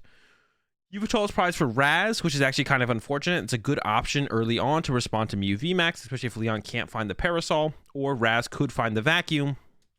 If you don't have the Leon, the vacuum is pointless. And then on Leon's side, prize a boss and a cross switcher. Meh, not a huge deal. The Roxanne beat in the last 2 prize cards is actually pretty unfortunate for Leon, though, to be honest. The Roxanne beat in the last 2 prize cards is not great for Leon. So that's unfortunate, but we'll see how it works. We'll see how it goes. Has the other disruption from the judges and the Marnies throughout the game, but I'm sure you'd want that Roxanne for the late game from Leon. So there's a Battle VIP pass. Gonna get some Genesects, gonna get some Mews. Has a Genesect and an Oricorio in hand already, so Leon's got a pretty solid start here off the rip. Definitely want Oricorio in this matchup. Putting the Oricorio in play does mean that for Raz to KO a Mew VMAX with Lugia, they would need 4 powerful energy and a choice belt, so the Oricorio definitely wants to come down here. And I think you'll probably want to play the Lost City. Yeah, I like that from Leon. Just play the Lost City, get the extra card draw off the Genesect. Oof, so good. Has the Quick Ball, has the tablet as well. Thinking about quick balling the Marnie. I think I like this as well. And then save the Path Judge combo for next turn to put Raz off of. Whoa, actually gets rid of the Judge. I don't like that. I don't like that. I'd rather keep the Judge, get rid of the Marnie here as Leon, because the reason the Judge became such a powerful option in Mew, the reason the Judge became such a powerful option in Mew is because there was so much Guru in the format. The Lost Box decks were playing it.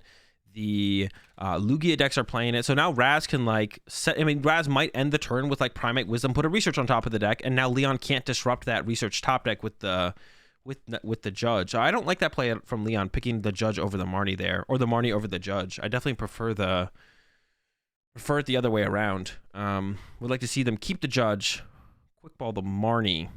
All right, here comes another Genesect for 2. Got the VMAX. Echoing Horn not going to do a whole ton.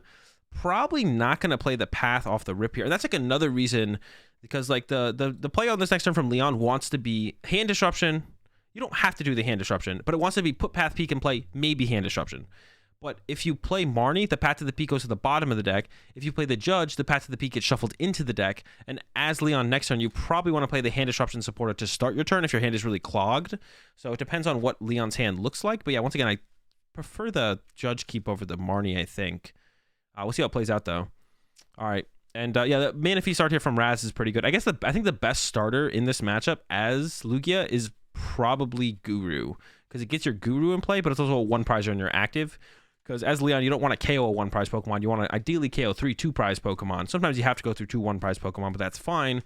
But if you're going to KO, you'd rather KO 2-prize Pokemon. So as Raz, if your Mana Feast's not getting KO'd, you don't want to in play anyway. So I think the best starter going second as Lugia is probably Guru. And then if you're going to go first, you probably want to open a Lugia.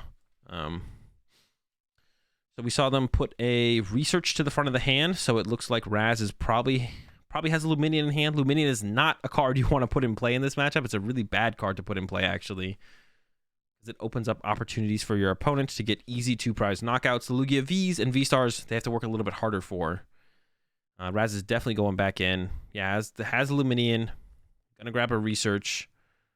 And then has an Archeops in hand as well. So 2 Archeops hitting the discard pile here in just a second. Needs to find some Lugia Vs, though. And ideally 2 Lugia V. When you go second up against Mew, you really got to get double Lugia V. There's some other matchups and other scenarios where you only need to get 1 Lugia V. But you really need to get 2 Lugia V in this matchup. There, 1 goes down. And like, this is actually even a situation here where Raz could consider not playing this powerful energy to keep open the option of being able to attach Capture Energy for turn to this Lugia, to then get a second Lugia into play, the second Lugia V into play more easily. So that's something that Raz could have considered here, is actually don't attach a powerful, purposely leave open the energy attachment for turn still to get a capture to put on this Lugia to get another Lugia. But that does mean you lose a powerful energy, which means you actually can't 1-hit KO Mew VMAX anymore with Lugia. So, but we'll see how the draw goes for Raz. And did get a capture energy, but didn't get, oh no, did get a Lugia V. Okay, I didn't see a quick ball. I thought we whiffed there, but did get it. Didn't get a quick ball or ultra ball. Did get the Lugia V itself, though. So we're safe. We're safe here for Raz. Double Lugia and got to keep the powerful around. All right, back over to Leon. Got the double turbo. Has the Mew VMAX. Has the Marnie. There was no Guru Primate Wisdoming happening, so I think we'll see the Marnie here from Leon. Maybe an Echoing Horn if there's something in the discard pile to put on the bench. Thinking about playing a tablet, so definitely probably considering going after the benched Lugia, and might not even play the Path to the Peak, or might not even play the discards the Marnie, so might not even worry, what I mean to say, might not even worry about disrupting Raz's hand this turn. Definitely seems like they're not too concerned with it, as they did aggressively discard the Marnie there. But definitely stressing the Path here from Leon. Leon's stressing keeping on the Path, and does have, there's another Path, there's a Vacuum, and another tablet. Doesn't have any way to gust a Lugia this turn. Interesting hand here from Leon. Gonna use another Genesect for 1. I think Leon is gonna be content to go Boss KO off the bench plus Path to the Peak. Does have the Judge now, though, actually, so could go in with the Judge. Yeah, I think Leon is going to be content. Doesn't want to go for the double cross switcher play plus disrupt the hand. So Raz will have a 6-card hand. I think 5 or 6 card hand. I think it's 6 going into this turn. So as Leon, you'd prefer to go 2 prize knockout plus path plus Marnie or Judge and get them to a smaller hand size and a hand that they haven't had a turn to kind of play around with. But he's just going to go for the boss. It wasn't even close to the double cross switcher. Could have kind of risked the double cross switcher. Could have risked the double cross switcher off the Judge. It would have been probably unlikely. Going to get this Lugia KO. But KOing this Lugia does remove the powerful from play and a choice belt here from Raz. So you do remove the threat of a Lugia one-hit KO. So stressing getting this KO, I think, is probably more important than disrupting Raz's hand. If you could do both, you'd probably prefer to do that. But yeah, stressing this KO is probably more important because if you remove this powerful energy from play, also Raz only plays 1 choice belt. I don't know if Leon knows that. A lot of people play 2 if they play any. Some people play none. But once you remove this powerful energy from play and you have the Oricorio in play, it's impossible for Raz to actually one-hit KO Mew VMAX with a Lugia anymore. So the only option Raz has for a one-hit KO at this point is Yveltal, but Raz's Yveltal is prized. So I think I would like to see Raz... It's a pretty bad spot for Raz. I don't know what Raz's hand is here, but you definitely want to attack with Luminion and get the Luminion out of play here as Raz, so it's not a free 2 prizes for Leon later on. But sends up the Manaphy, which makes me think Raz's hand is dead with the Manaphy send up here. I think Raz's hand is... If you send up the Manaphy here as Raz, I think your hand is dead. I don't know why else you'd send up the Manaphy, to be honest. I also think maybe Raz... I think Raz had the Evolution Instance in the hand last turn. I think Raz should have played that and took an Archeops and put it in the hand, because I think they had a Lugia V-Star in hand, and that would be like, if you get Marnied, that's fine, and then also increases your odds of top decking something else as well.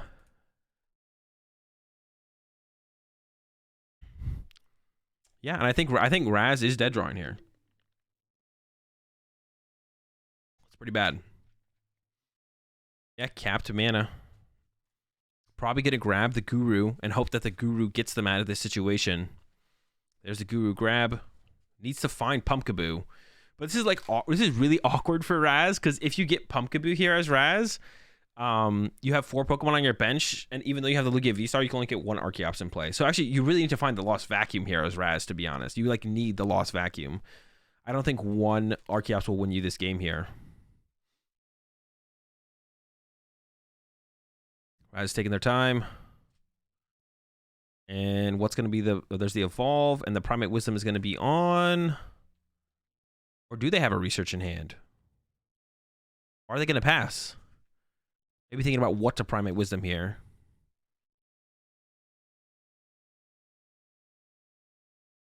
What are they going to go with? They didn't use Primate Wisdom already, right? Maybe I'm tripping.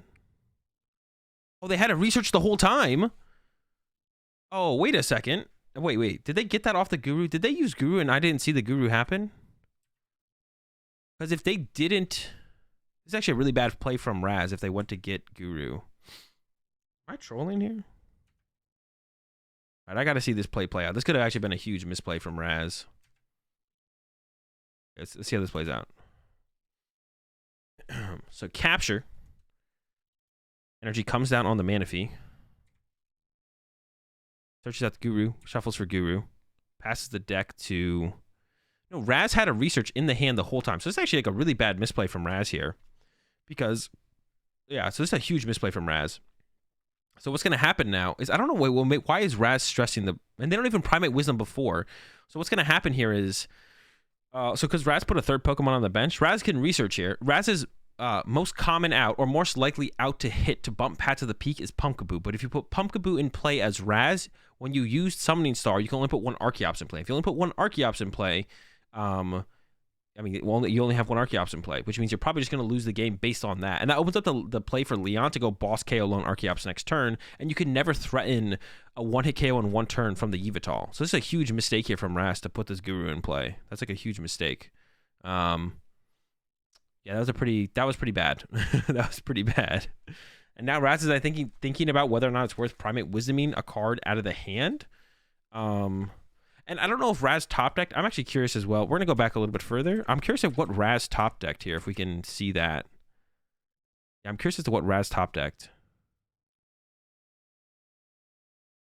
Does Raz have the Research in hand? Because if Raz has Research in hand here, you definitely push up Luminion and plan to get this Luminion off the board as soon as possible. The top deck was the Research. So I think Raz's hand was dead before the top deck. Okay. That's fair with the Manaphy push then, maybe, but maybe you have to hope to top deck anyway. So I think it's probably fair to push the Manaphy there, to be honest.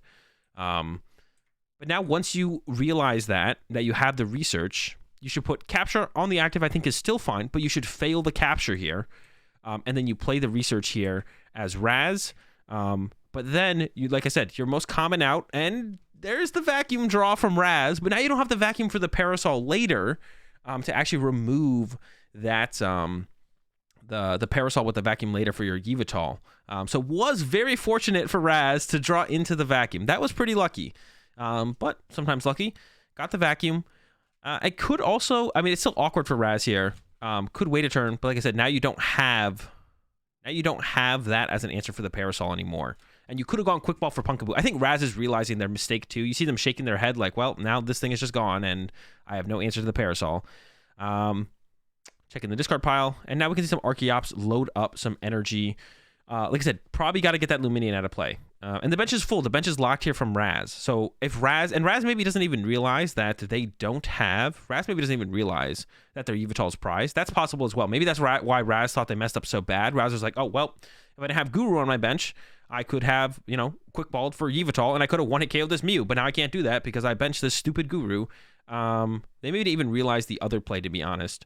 But now they're going with the Luminion load up. Yeah, you got to get that out of play, and they're going to load up a couple energy on the Lugia as well. The one thing that you could debate here, the only thing I can think about that you could debate here is like you could load up 3 basic energy onto the Luminion or 3 non-double turbo energy onto the Luminion so you can hit a little bit harder because the Oricorio is only doing 80 damage.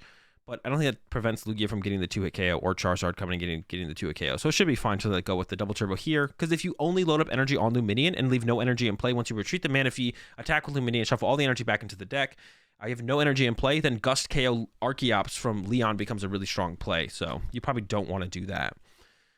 So both Archeops getting used here. Going to load up some energy on the Lugia. Raz does not play the V-Guard energy. It's really interesting to see the amount of people. There's like, it feels like more people are starting to go over towards, or maybe I should say, I feel like the lists that have been seeing more success recently have not had V-Guard energy. Like, I'm even going to go check. If I go to San Diego, Alex McNeil's top 8 Lugia list, I don't think had V-Guard. Yeah, no V-Guard. And then if I go to the other top 8 list from Liverpool, from Kim, Kim also had no V-Guard energy. So that's interesting. I think the V-Guard energy is pretty good. It's good against Mew. It's good in the mirror match. Or solid in both of those matchups. But we are seeing less and less people start to play it, or at least the most successful decks out of these tournaments. Less and less people are starting to play. Less and less people are starting to play Mew as well, but Mew keeps on being successful as well. So we got some energy loaded up on the Lugia. I think it was just 1.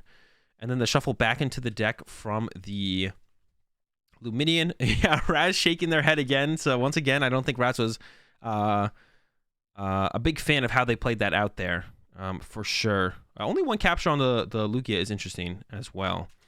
Also, I think Raz, because they put the capture on the Manaphy, they maybe discarded a powerful energy. I'm not sure.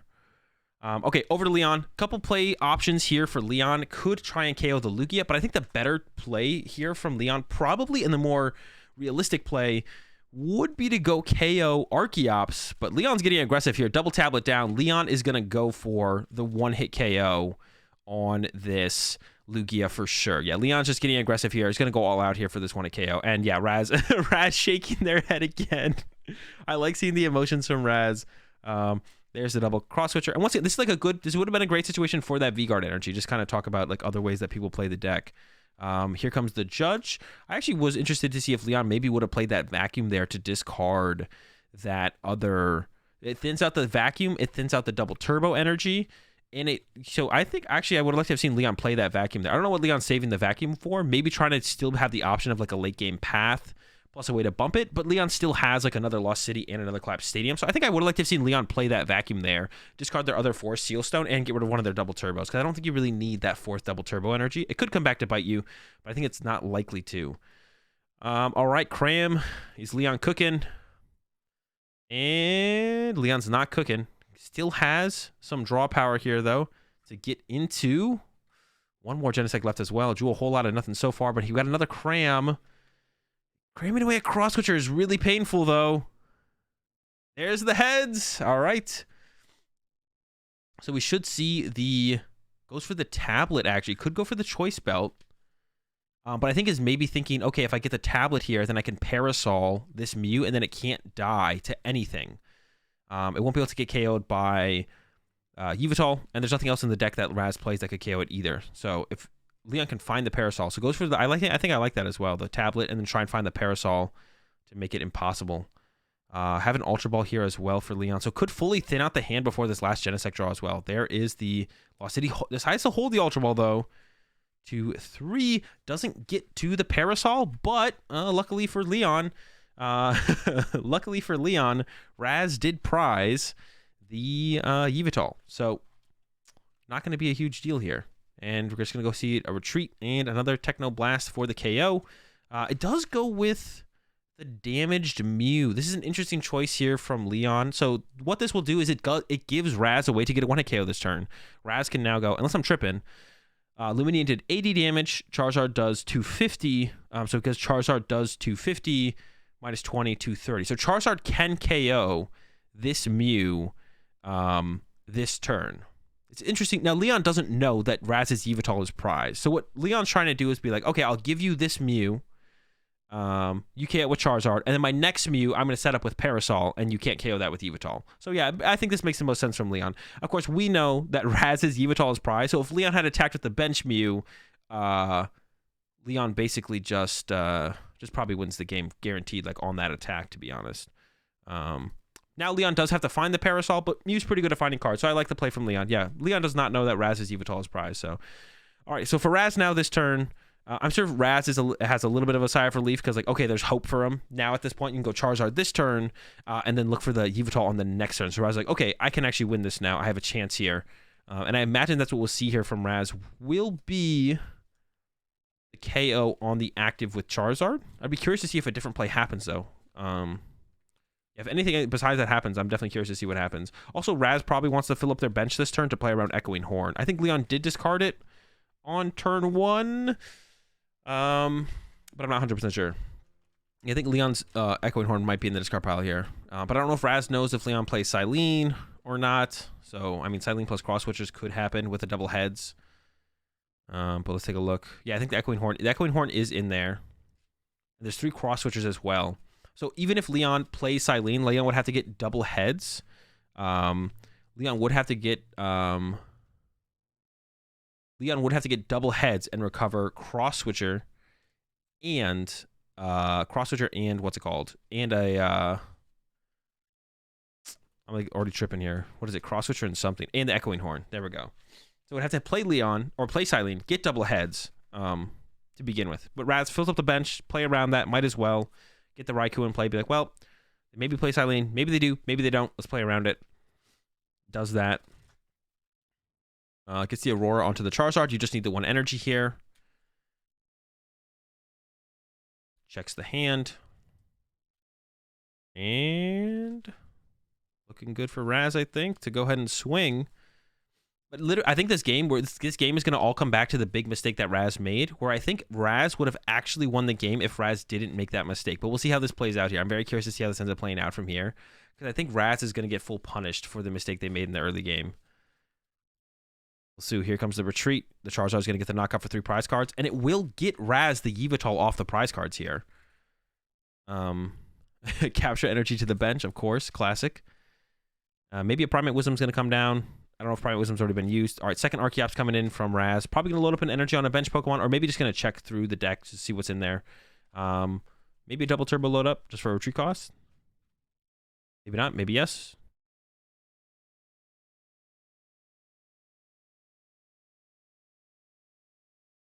Double turbo onto the Archeops. Okay.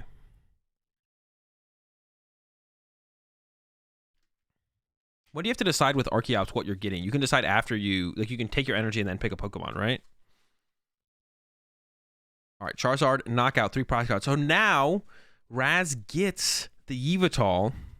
And Leon's, so the big thing here is Leon is out of disruption supporters. Leon doesn't have Marnie or Judge. Marnie or Judge and the Roxanne is in the last 2 prize cards. So that's a little bit unfortunate for Leon here to not be able to go Roxanne this turn. So Leon's game plan this turn is find Parasol. and put Parasol in play. Put Parasol on the Mew VMAX and swing, and then next turn swing and end the game. There's like another play here where like Leon could Psychic Leap the Manaphy, but that's not very good. Here comes the Genesect for Boss on Archeops first. Okay, I like it. And that does, yeah, so this also, actually, no, the boss on Archeops here from Leon should just win the game, actually. I take that back. The boss on the Archeops here from Leon should just win the game, because even if Raz has Yveltal, I mean, you can't load up the Yveltal anyway with the 2 Archeops. So actually, I don't think Raz should maybe concede now, but it's in a pretty bad spot. So Technoblast, no hope of the Yveltal happening now. And then gets the Roxanne, which doesn't really matter. Yeah, no hope of the Yveltal happening. And 1 prize card left for Leon. Yeah, I don't think Raz has a route here. The only route I see from Raz would be Gust up a Genesect and hope it gets stuck. Or just punch the active Mew. You could punch the active Mew and then hope that Leon doesn't have a way to reset that Mew. That would also be a line, to be honest. So here's where you really need to count Leon's remaining resources and figure out which of the 2 plays is better. Should you Gust up a Genesect? Because if you Gust up a Genesect, then Leon can hard retreat the Genesect with a double turbo and attack with Mew again. But if you punch the Mew, if you just punch the Mew, Leon has to reset the Mew themselves, and a double turbo isn't a way to reset the Mew. So Raz really needs to go check how many switch cards are left for Leon. Do they have any escape ropes left? Do they have any switch cards left? Do they have access to double cross switcher? What is the option left here from Leon? Because I think it's possible Leon might be out of switch cards. Maybe has the escape rope left, though. They might have the escape rope. But I think it is possible Leon's out of switch cards here. But I don't think Raz is checking that. Here comes the Primate Wisdom. Putting a Boss on top. Putting a Serena on top. I'm not sure what Raz is looking for here either, though, to be honest. And just concede. So I have no idea what Raz is looking for there. Is Leon out of VMAX? Leon maybe had another VMAX left. I'm actually not... No, I think... No, Leon maybe had the 3rd VMAX left. Leon maybe had the 3rd VMAX left. It is possible. I'm actually not sure. I'm not sure about that. Yeah, if Leon had a 3rd VMAX left, that would also work, to be honest. I think there might have been. He was looking for Aurora. Oh, okay. So you could actually attack with the Raikou. Makes sense. Makes sense. You actually want to be able to attack with your Raikou. That does make sense. Okay, there we go. Raz will be going first this game. Unfortunately, opens the Manaphy. You really do want to open up Lugia when you go first, because that way you can just start swinging turn 2 with Lugia immediately. Has the capture to go ahead and grab the Lugia, though, so not going to whiff the turn 1 Lugia, but we'd rather open it. The Manaphy actually clogs up the bench pretty bad, to be honest. It's not great to have it on the bench. So yeah, you don't want that Manaphy there, but going to have it there anyways. And well, I guess like a big thing that happened that game is Raz didn't see Leon's Parasol. Raz might just know that Leon plays Parasol, but maybe not. But not seeing it is definitely an advantage for Leon. So Raz doesn't know that it's something that they have to play around. And maybe we'll decide at some point, like in the middle of the game, I'm just not going to play around anymore at this point. Cap for Lugia V. Opening hand from Leon looks pretty good as well. I see an Ultra Ball and a Battle VIP pass, I think, alongside a Genesect.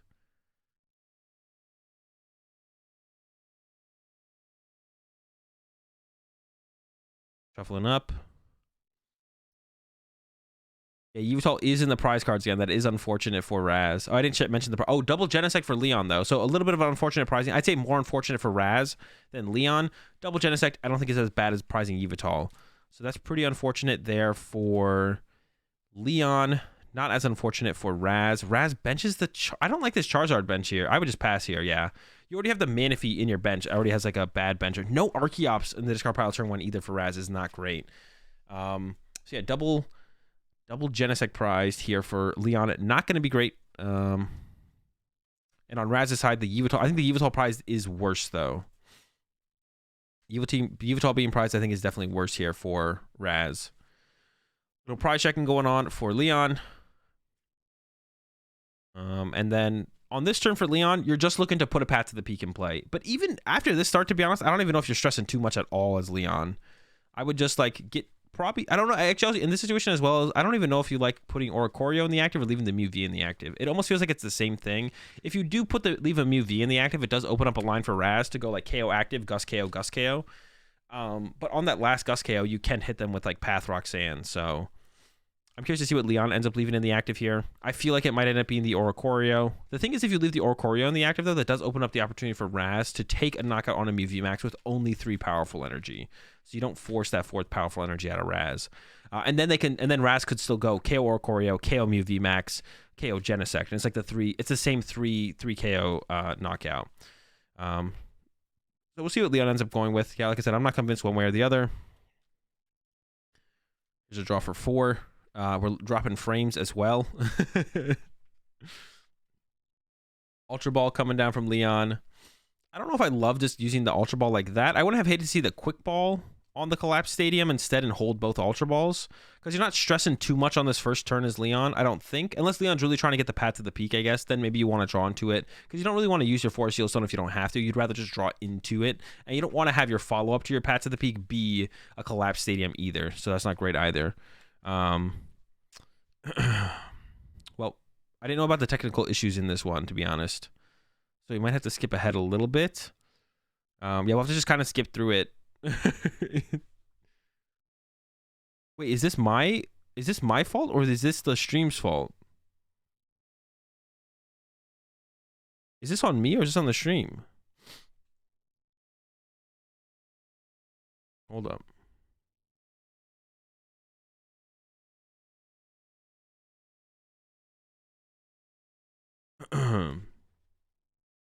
Their stream died? Oh, it's weird that it does that then.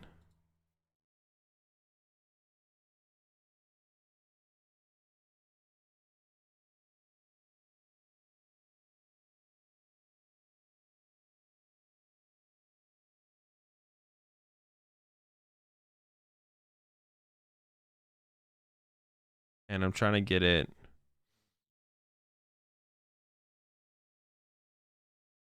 We might just have to start with the beginning of game 3. Yeah, I think we just have to start with the beginning of game 3. All right, we're going to go back to it. All right, well, we're going into the beginning of game 3. Raz won game 2. I don't know how, but they did it. Congrats to Raz for getting that dub in game 2. Now let's shuffle up and get into game 3. Hopefully no more technical issues. Technical difficulties.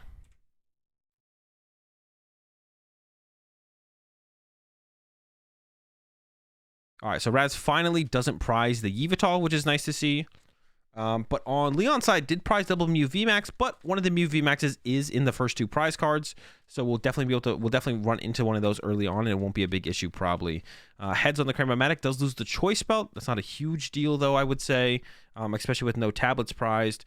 Gonna grab a Battle VIP, grab the Genesect, grab the Mew. I'm curious to know what other item cards were in the hand as an option to cram away potentially, but yeah, definitely not a big deal, I don't think, for sure.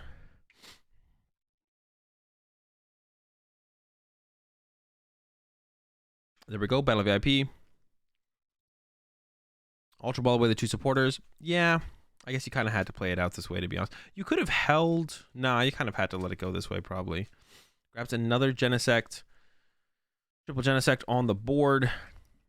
Did get rid of the boss. What was the last card in hand? Could we have not gotten rid of the boss? I think the boss was pretty good to try and keep there, to be honest. Could we have ever kept the boss? Actually, maybe we could have. We could have drawn 1 with the first Genesect and then tried to Ultra Ball away Roxanne plus the top deck and then keep the boss. I like trying to keep the boss there for sure, to be honest. The boss is pretty good next turn if, like... is it that good, though? Maybe it's not that good with a Lugia in the active already. Might be overhyping the boss, the boss, to be honest. Pretty good hand here from Leon. Has the boss KO. Almost has the boss KO. Needs a Mew VMAX still. Go over to Raz, and Raz got a pretty good hand as well, it looks like. A lot of Pokemon Surge cards. Looks like it's lining up an Ultra Ball right now. And then we'll be going into Gideon Archeops, Quick Ball and Archeops. Probably grab Luminion. That's going to be the unfortunate part for Raz. I think is going to be Quick Balling Luminion. But I'm sure we'll be relieved to see that the Yveltal is there. Unfortunately for Raz, though, they did prize a powerful energy. So it is not possible for Raz to actually one-hit KO a Mew VMAX with the Lugia. But a play that Raz can look for, or would have been able to look for, that's also kind of unfortunate for Raz as well, is a play that you can make when you hit into a Mew with Lugia, but you don't get the one-hit KO, is you can follow up with Raikou and knock out that Mew VMAX and also KO or a Choreo, go down to 2 prize cards, and then you're just 1 knockout away from winning the game off a Genesect. But unfortunately for Raz did prize the Raikou alongside the 4th Powerful, so has neither of those lines of play open to them this game, which got the Yveltal, but then lost the Raikou and the Powerful Energy line of play, which is unfortunate for Raz. We'll see how it goes. That is unfortunate for sure. All right, capture second Lugia on the way, I'm sure. Don't just want to lose your 1 Lugia and then lose the game. There we go, second Lugia on board. So Leon does have 4 tablet in the deck, so Leon could go KO Lugia V and then triple tablet KO Lugia V Max or V Star. Once again, this is where I wonder if we'll see more people start to add the V-Guard energy back into the deck for the Mew matchup specifically, because it is very powerful in this matchup. Oh, and just read the wind from Raz. Okay. So just going with a read the wind, that means that they definitely have something else that is good in their hand, because they chose not to Quick Ball or Ultra Ball for Luminion. So the rest of Raz's hand is good. But you got to know that the Judge is on the way here from Leon for sure. There's 1 tablet. Here comes a Cram-O-Matic. Wants to keep the vacuum and also wants to find a path to the peak. So the finds here for Leon.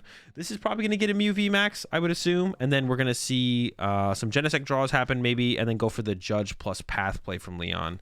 Yeah, goes for the Mew VMAX grab. I like that. And then, like I said, we'll might even start with the Judge. Starts with the Judge. I would have hated to see 1 Genesect for 3 there, but I guess you don't want to run into the Path until you've played the Judge as well. So yeah, I like that. I guess it's probably just best. Play the Judge, put Raz down to 4, and now dig for a Path, and get the Path in play and hopefully prevent the turn 2 Summoning Star from Raz, because Raz running into a Lugia V-Star will not be tough. Them finding a Pumpkaboo to go with it might be a little bit more difficult, though. So we'll see. 2, 3. Got the Cram. The Cram could be the out. There we go. Gets rid of the Escape Rope. It's a Tails. Keeps a Quick Ball and a tablet. Definitely need to save that tablet. Here comes a Genesect for 4. Oh, there's the Seal Stone. So guaranteeing that path to the peak here. Seal Stone to a Genesect. Definitely wants to try and keep around that Echoing Horn as well. So we see the Quick Ball on the Mew.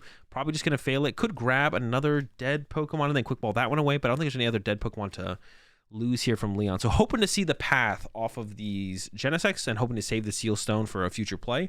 But if Leon has to use the 4 Seal Stone to get into that path, it wouldn't be the end of the world. Collapse Stadium, pretty useless here. We actually could have seen Leon Quick Ball for the Genesect and Quick Ball the Genesect. Actually, I think I would have liked to have seen, maybe not. Like, I don't know. That's actually like, because you could do that as Leon, but then you could also just like draw cards and wait and hope for the next draw. Leon seemed pretty disappointed after that search right there. I don't know what new information Leon saw that made them disappointed.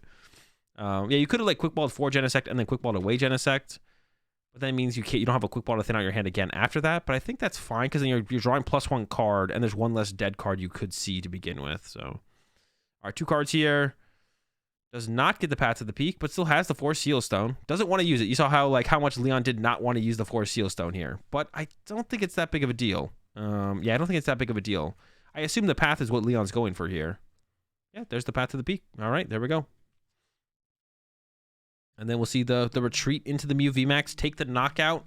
Yeah, Leon seemed like they really didn't want to use their 4 Seal Stone. I don't think it was that big of a deal. I mean, that's the play. You got the play. I can't get it all. Sometimes you got to burn your V-Star power to get it off.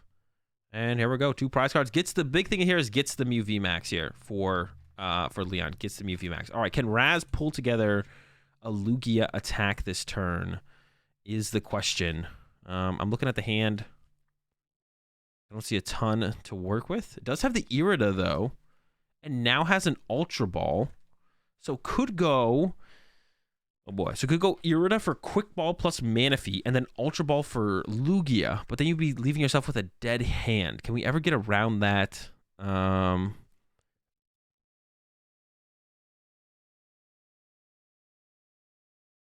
here comes the Irida use. You could get... I don't think you could ever have like a really clean Irida here from Raz. I don't think it's ever very clean, to be honest. He's eyeing up the Evolution Incense plus the Luminion. And then Ultra Ball for Pumpkaboo. Oh, no, that one works out pretty well, actually. No, that works out pretty well, actually. It's not great still. I'm not going to lie. This is still not great from Raz. This is still not great. It's something, though. You're not even one-hit KOing this Mew VMAX still, and you don't have the Raikou follow-up like I mentioned before. This works. Yeah, this works. So Evolution Incense becomes... I was thinking we like had to use Ultra Ball and Quick Ball, but you could use Evolution Incense here, and then Ultra Ball grabs the pumpkin. So it still works out. It still works out. And they have the follow-up Luminion, which now you have to debate if you want to play that this turn as Raz or save it for next turn. If you put Luminion in play here, it's really bad. Yeah, putting Luminion in play here is really, really bad. But you could do it. So I'm curious to see what Raz chooses to do here.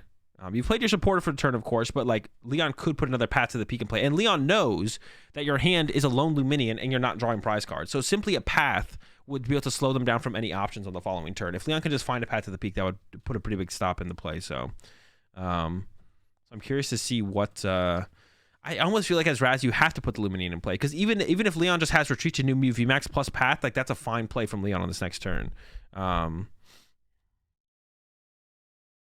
Yeah, it does. Oh, but it's so bad to put Luminion in play here. So now this opens up the play from Leon to go Gust KO Luminion this turn. And then, yeah, so now Leon can go Gust KO Luminion and then one-hit KO the Lugia or Echoing Horn KO a V Pokemon next turn.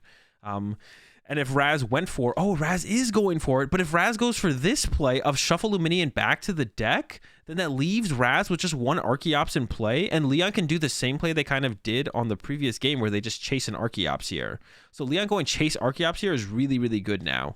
And puts it into a really, really awkward spot for Raz. Because Leon can attack with a fresh Mew VMAX and like Gust KO the Archeops. And then there's no threat of Yveltal. There's no threat of Yveltal at all, and Raz could even just struggle to set up an attacker next turn, possibly. Should be able to attack with the Lugia, but the Lugia is not one-hit KOing anything.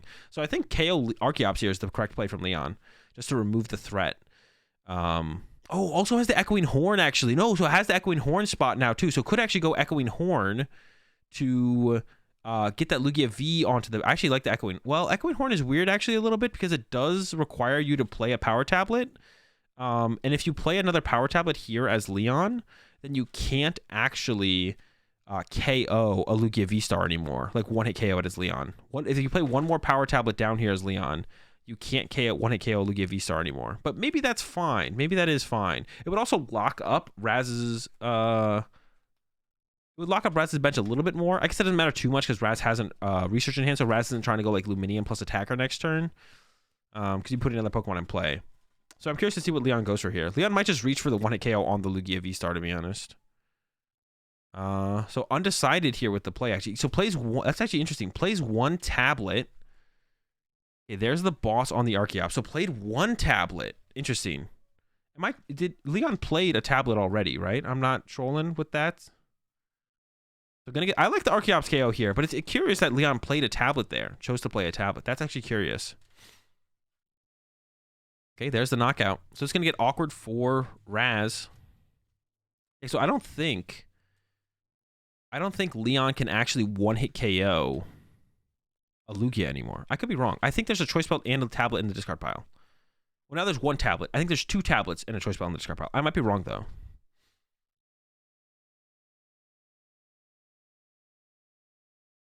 I like how Raz plays he's smart, but he's getting shit on in this round. I mean, he made the mistake in game one of benching the Guru. And actually, this game, I don't think attacking with Luminion was correct from Raz. I think it gets too hard punished by Gust KO Archeops. I think Raz just has to swing with Lugia there. And put on some pressure. Like, the Luminion punch was just no real pressure. And now Raz sends up Archeops. So definitely has like a capture in hand, I think, to create a pivot. I think Raz should have... I don't know. I think Raz should have sent up Lugia this turn as well and just planned to punch with Lugia. I think Raz should have sent up the Lugia this turn as well and just punch with... You want like Leon to like hit your Lugia but not KO it and then run it away to a one-prize Pokemon. I think Raz actually... Another mistake from Raz here is not sending up Lugia. Because wait, what is Raz attacking with this turn? What the heck is Raz attacking with this turn? What was Raz trying to attack with? I think Raz is trying to attack with Charizard. It must be Charizard, right?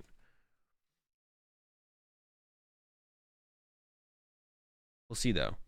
I mean, it has to be Charizard. I can't think of what else it could be. It has to be Charizard here, I think, from Raz.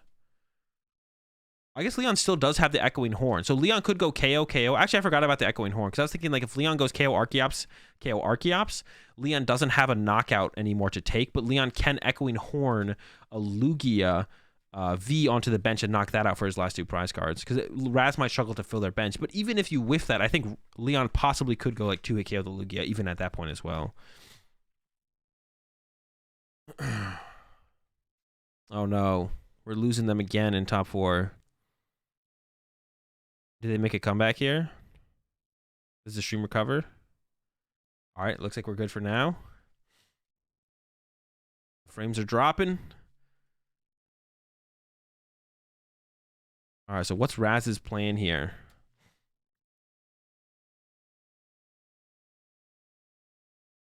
See, I feel like this play, I feel like where we're headed is just like loading up energy on the bench Pokemon and then hoping that they don't get gusted, which is the same thing as hoping your Luminion doesn't get gusted, but it's like 1 turn before, so it's less likely that Leon probably has the gust. I guess that means they're like down another gust. We might miss the majority of top 4, to be honest. That's unfortunate. Okay, so what happened here? Charizard got knocked out. Okay, there's a Mew got knocked out somehow. Leon's at 1 prize card. There's 0 energy in play for Raz. I have no clue as to what. We're super far ahead at this point. How far back can I go before it gets choppy? Let's see. Let's see.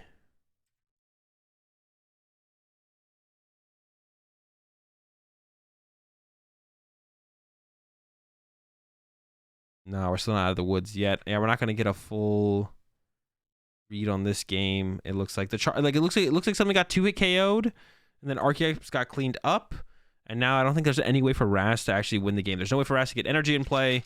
So Raz can eventually use this Lugia to KO the Mew from Leon, but Leon's probably gonna win the game next turn with like a Gust Effect play, because there's plenty of draw power and everything. So we'll see. I don't know why I'm skipping ahead anymore. All right, we'll stop there. Okay, we're still in this turn. Yeah, I mean, Leon has double Cross Switcher in hand, I'm pretty sure. All right, we can go ahead and chalk this one up. Oh, no, there's a Marnie from Raz. Okay, okay. There's a Marnie from Raz. It's still probably going to be chalked, but we'll watch out this last turn here from Leon. I think this will be the last turn here. I mean, we know Leon wins. We just want to know how Leon wins. Oh, was that a research? Oh, so Raz is really emphasizing finding that energy this turn, or digging for the energy plus Gust Effect for next turn. With the energy. Oh my gosh, there's 4. Oh wait, could Raz have won 2 double turbos? Could Raz have actually won if they had drawn the double turbo here? It would have been 180 damage, 160 damage. I don't know how much damage is on that Mew. I don't think it's very much though. I think Raz could have won if they had drawn. I don't think Raz could have won if they had drawn the double turbo. I mean, I don't think they could have won. But if they had drawn an energy this turn, although Raz is kind of acting like they would have won if they had drawn the double turbo, but maybe they just needed any energy this turn. Maybe they would have won if they had gotten the double turbo. Raz maybe had it with second double turbo there. I just don't know how much damage is on this Mew. This Mew has damage on it, but I don't know how much. There's a double cross, and Leon gets the dub in top 4. All right, we'll move on to the finals here. Hopefully,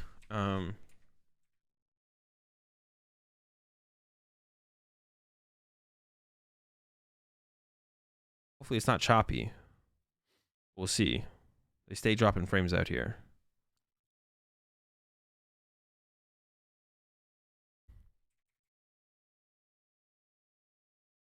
They do a lot of content around the players. I kind of like that. I wonder if we'll ever get that in the States. Is day 2 starting? What? How'd I go from up here to all the way back there? Is that a thing?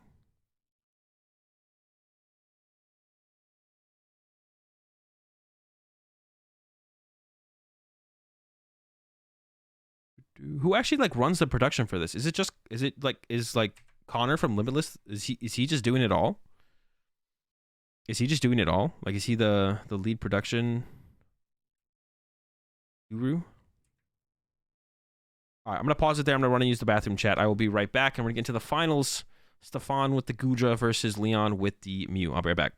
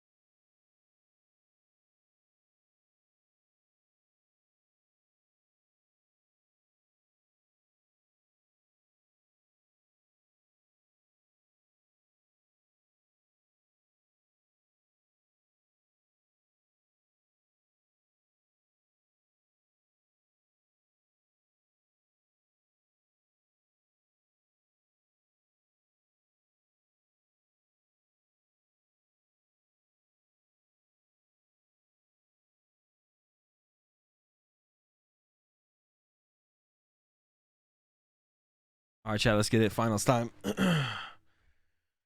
All right.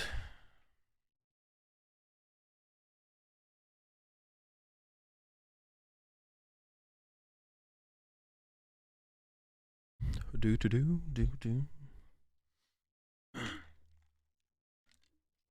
Yeah, I might call it after the finals, to be honest. I just don't feel like talking anymore, to be honest. My throat is like... Maybe I could just like breathe into the mic. Would that be good for you guys? Would that be good enough? All right, let's get it. Finals time. Let's pull up the lists again. Actually, I already have one of the lists pulled up. Let me pull up the other list. Yeah, I'll be at OCIC. By the way, chat, go check out advanced.gg. My code is AzulGG. This is 25% off over there until the end of the week on Friday. Put exclamation point advanced in the chat. I'll give you a link over there. Check them out. And yeah, always remember to use my code. No matter where you go, code is AzulGG. You never know when it's going to work. But yeah, 25% off until the end of the week, till Friday. All right, so let's take a look at these lists. So we got the finals time. We got the Guja from Stefan. We've already seen it once. A little bit different than all the other Guja decks out there. What flavor do you get next, J-Car? I recommend mango, electric berry, and my new recent top favorite, not top, but in my top 3 now, is the kiwi lime. So kiwi lime, mango, and electric berry. Do I use advanced energy myself? Yeah, I'm drinking some right now. Sometimes you just need a caffeine boost to get you through the day. So yeah, Guja deck from Stefan, and then we just saw Leon in the top 4 match with the DTE Mew. Yeah, nothing too crazy to talk about in either of these things, to be honest. I think the matchup is... I want to say the matchup's favored from Mew. To be honest, I don't know. We do know Leon does beat Stefan at the end. We'll see how that happens. Stefan does have the Drapion, so I'm not like super convinced that Mew's favored for sure. It might be close. It might be close to about a 50-50. Yeah. We'll see how it goes, though. I'm interested to see how it goes. I think going first is going to be a pretty big deal. Yeah, I think going first is going to be a pretty big deal. Let's see how this goes. Let's get into it. I feel like Stefan probably doesn't want to Drapion off the rip. We'll see. I think we do have... Yeah, so... All right, so the Luminian start is going to be a pretty bad start here from Stefan. And it looks like Leon has a pretty good start in... Yeah, Leon's got a pretty good start. Triple Mew, double Genesect on the way. I don't think you have to worry about playing down Oricorio in this matchup. The one thing Oricorio could do is if you get Oricorio in play, it is prized here, so it's not even going to have the option of it here for Leon. Stefan prized the Roxanne. Might be a big deal, might not. I'm not too sure. So the one thing Oricorio can do is it can prevent a Cramorant into Guja or Guja into Cramorant 2-hit KO. So that is like the one thing that Oricorio can do in this matchup. I don't know if it's ever worth putting it in play because of that, but it's like the one that's the one thing it does. Besides that, Cramorant doesn't really matter in the matchup, but it can do that. So VIP pass, double Genesect. Yeah, so nothing super important prize, I don't think, for Leon. A cross switcher and a boss are prize, so a couple of the Gust Effect stuff, but I don't know if it's a big deal. And then, like I said, on Stefan's side, the second Roxanne could be annoying, but yeah, not a big deal. But yeah, Leon going first and Stefan opening a Luminian is not great for Stefan. Pretty rough start, all things considered. All right, first Genesect happening. Another Battle VIP pass. Gonna go ahead and grab a third Genesect here for Leon. And then go in it again with another Genesect draw. Just kind of set up to get a turn 2 knockout here on a Gudra or on a Luminian from Leon. We're not really going to be too concerned with much else. Just going for one of those two things. And then also it would be good to see Leon retreat into the Mew that has the Forest Seal Stone, because that's the Mew you'd most likely want to get knocked out, because the other ones could hold the other tool cards. So we should see Leon. Okay, so not a huge deal. But now Leon's active Mew could get punched by Cram, and then that could be the Mew that ends up needing to have a choice belt on it. And if Leon doesn't get the vacuum to remove the the Force Seal Stone from the benched Mew. That it could actually be like a factor potentially in this game. Wow, Stefan's opening hand sucks. That's really bad. Could definitely be an opening factor in this game here from Leon. So Stefan does have the Drapion off the rip though. Let's see if Stefan goes for it. Is Stefan gonna wait to use the Drapion, or is Stefan gonna use the Drapion immediately here? I'm actually curious to see what Stefan chooses to do, because they have it. They have the Drapion, and they could use it right now. Wow. This is a really bad draw from Stefan. I almost feel like you maybe have to use the Drapion to like do something this turn, but maybe you wait. Maybe you wait. I'm curious to see what happens. Yeah, so if Stefan goes Drapion now, Drapion will KO a Mew V, you get 2 prize cards. But then you have to still get through a VMAX and then get 1 more prize card after that, or boss KO 2 Genesect. I think Stefan should probably wait on the... I don't know, though. I guess if you wait on the Drapion, you get 3 prize cards off of Mew VMAX, and then you use Goodra to 2-hit KO a Mew. The problem at that point, though, becomes that Leon can just, like, Psychic Leap the... the problem with that is Stefan can Psychic Leap KO... or Leon can Psychic Leap until the end of the game. Like, Leon can Psychic Leap loop. So it would force Stefan to find 2 boss KOs on Genesect instead. One value of using Drapion right now from Stefan would be that you could possibly Ordinary Rod it back to the deck and use it again if Leon doesn't actually draw into a way to...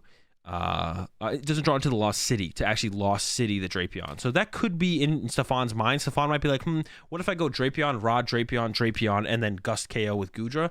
The problem with that, though, is at the end of the game, you're going to get Roxanne, and the chance that you get the Goodra Gust KO is probably pretty low. So yeah, the way this kind of plays out in my head, it feels kind of tough to utilize, to be honest. There's an escape rope, so we're going to send up the Mew with the Seal Stone, which it does end up working out for Leon, to be honest, that they didn't send up that one initially. I still think it was a misplay there from Leon, but maybe not that big of a deal. We'll see. Yeah, the more I'm thinking about it, the more I think Stefan maybe should just go Drapion now and hope it doesn't get... Yeah, the more I think Stefan should just go Drapion now and just hope it doesn't get knocked out. The more I'm thinking about it, it like makes more sense in my head. Because I think if you wait... I don't know, if you wait, Leon's going to go KO Luminion, and then you go Drapion. I don't know, to be honest. It feels tough no matter what. I think maybe what Stefan should have done is play 2 Drapion. And then that would be a super easy choice here. But it looks like the way Stefan's playing this is they do plan on saving the Drapion here. And yeah, there's just a retreat to another Comfey. And gonna save the Drapion here. Not guaranteed a way to get into the Drapion this turn. So definitely seems like they want to hold on to it for a turn. It feels like Stefan's plan is probably to go attack with Drapion plus bench Goodra V in the same turn and then kind of go from there. Yep, and there's the pass over. The one thing that this kind of does, though, is Stefan can get early Roxanne.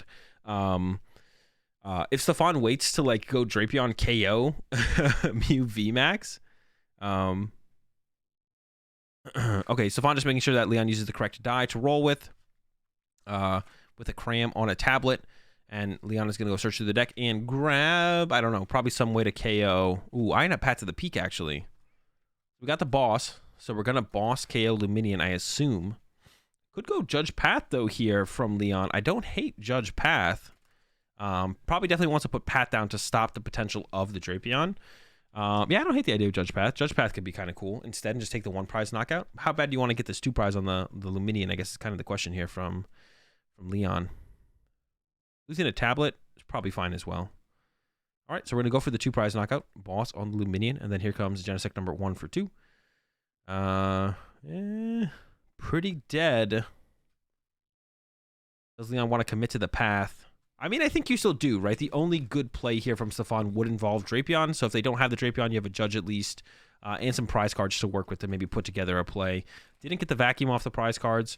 But yeah, it still has like the judges and the draw supporters in hand. Okay, so we see from Stefan now has that quick ball, and the quick ball can become the Goodra V. I don't know, we could have quick ball for Goodra V instantly here from Stefan, but decides to go with Comfey first. That is a Colress. That's pretty good, because you could like quick ball away the Ordinary Rod here, I think, theoretically out of Stefan's hand. I don't think that Ordinary Rod has too much value here, so I wouldn't hate to have seen that happen immediately. Stefan's still deciding to chill. Let's see if they can find that Temple of Sinnoh. There's a double net. That's gonna dig a lot. Double net and Why are we valuing the Ordinary Rod so highly here from Stefan? What about that switch, though? I kind of like that switch. I don't know. I like the switch. I kind of like the switch. We'll see how this goes for Stefan, though. Because the Stefan is... Because, why do you need double Ordinary Rod? Why do we need so many rods?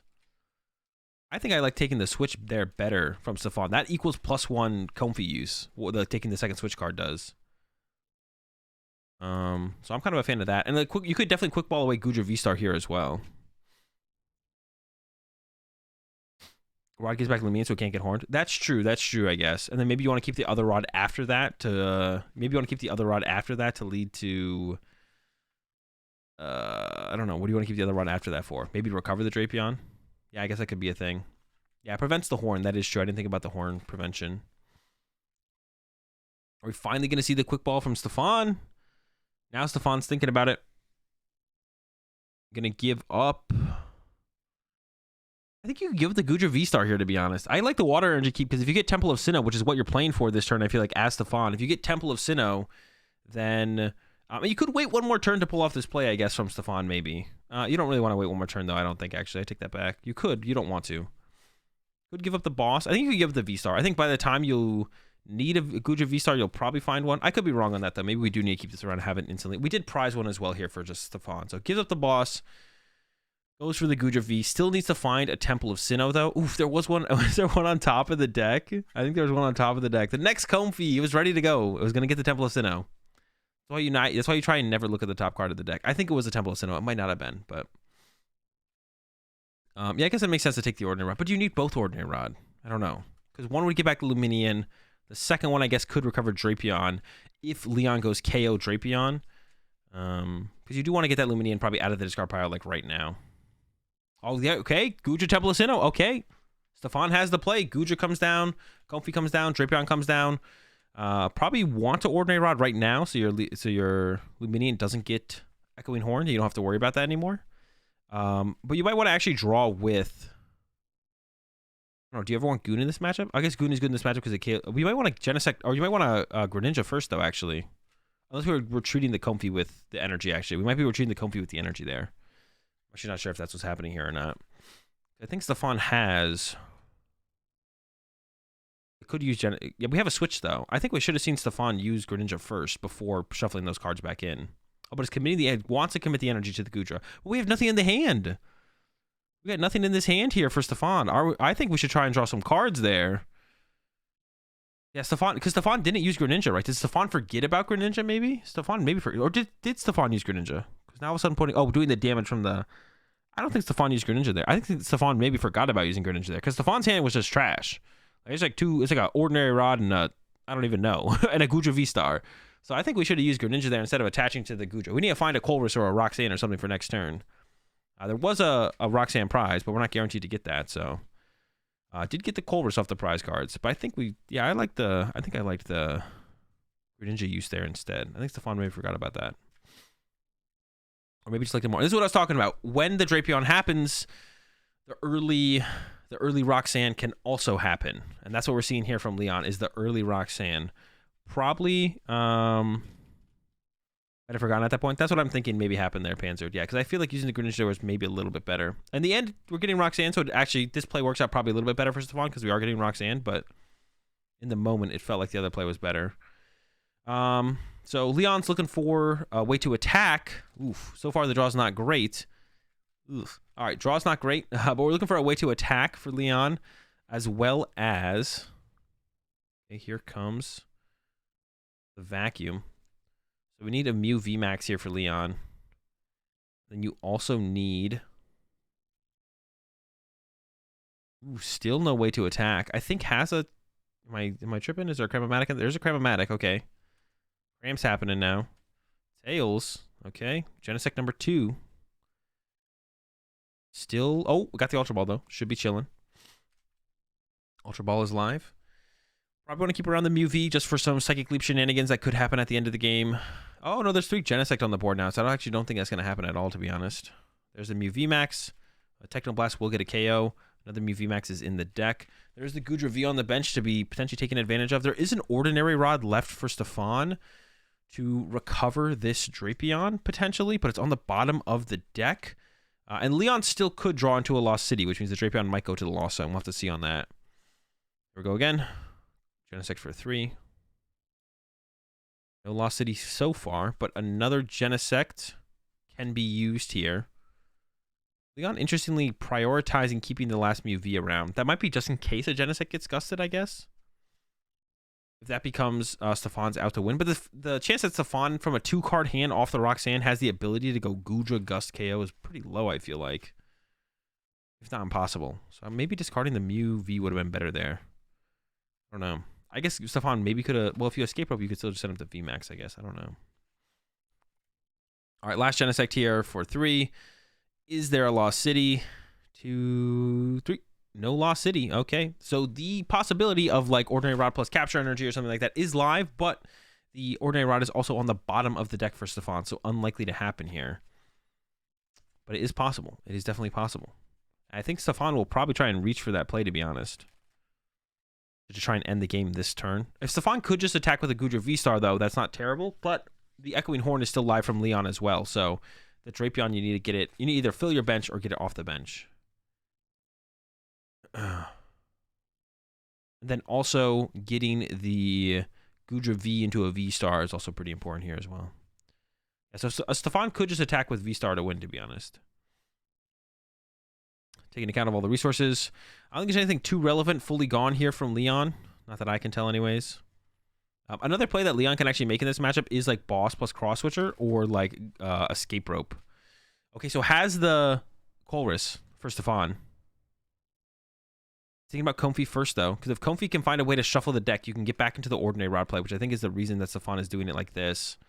You'll see more cards after you've shuffled the deck if you can find a way to shuffle the deck now.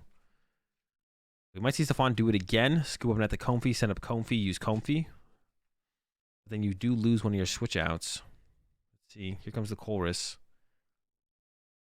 For 5. All right. There's a Mirage Gate. A Capture Energy. Capture Energy could get the Drapion. And the Luminion's in there as well. And so attacking with Goodra here isn't super safe from Stefan. Especially if you're not filling your bench with one prize Pokemon. And even then, Leon, I think, could have like the Escape Rope plus double Cross Switcher or Quad Cross Switcher or Gust plus double Cross Switcher or double Cross Switcher plus Gust to KO the Goodra and reset its 80 minus damage thing. The net Rod isn't on the bottom. We got Roxanne. Oh, true. We did get Roxanne. I always think it's like Marnie. I always think everything's like Marnie. All right. Good catch. Yeah, it's not on the bottom of the deck. Very true. Okay, so there's a good chance here actually that Stefan can pull this off now, to be honest. There's not that many cards left in the deck actually as well. And there's a decent amount. I take it back. There's a decent amount. We need to at the very least attack with Goodra V-Star this turn if you're Stefan, or you almost definitely lose. Yeah, see, this matchup, well, I mean, if Leon had gotten... Actually, no, this just feels kind of close. This matchup feels close. Even if Leon gets the Lost City there... And actually, I guess that's like a question for Leon. Does Leon want a Lost City there? Because if you Lost City, you don't have the Echoing Horn play. But if you don't Lost City, then Stefan could Ordinary Rod. So I'm curious to see if Stefan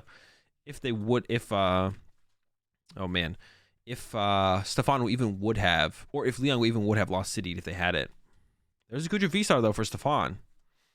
And a net. So Stefan can keep digging here. Stefan's not done yet. Can play the Mirage Gate, thin out the deck a little bit more, net the active Comfy, and kind of keep going. Yeah, Stefan's not done yet. I don't know if there's an energy left in the deck, though, to be honest. At least one water. Okay, so we can throw that onto the... Oh, we got a water and a metal. So Stefan maybe should have net reset the active Comfy first. And actually, I think Stefan should have net reset the active Comfy first.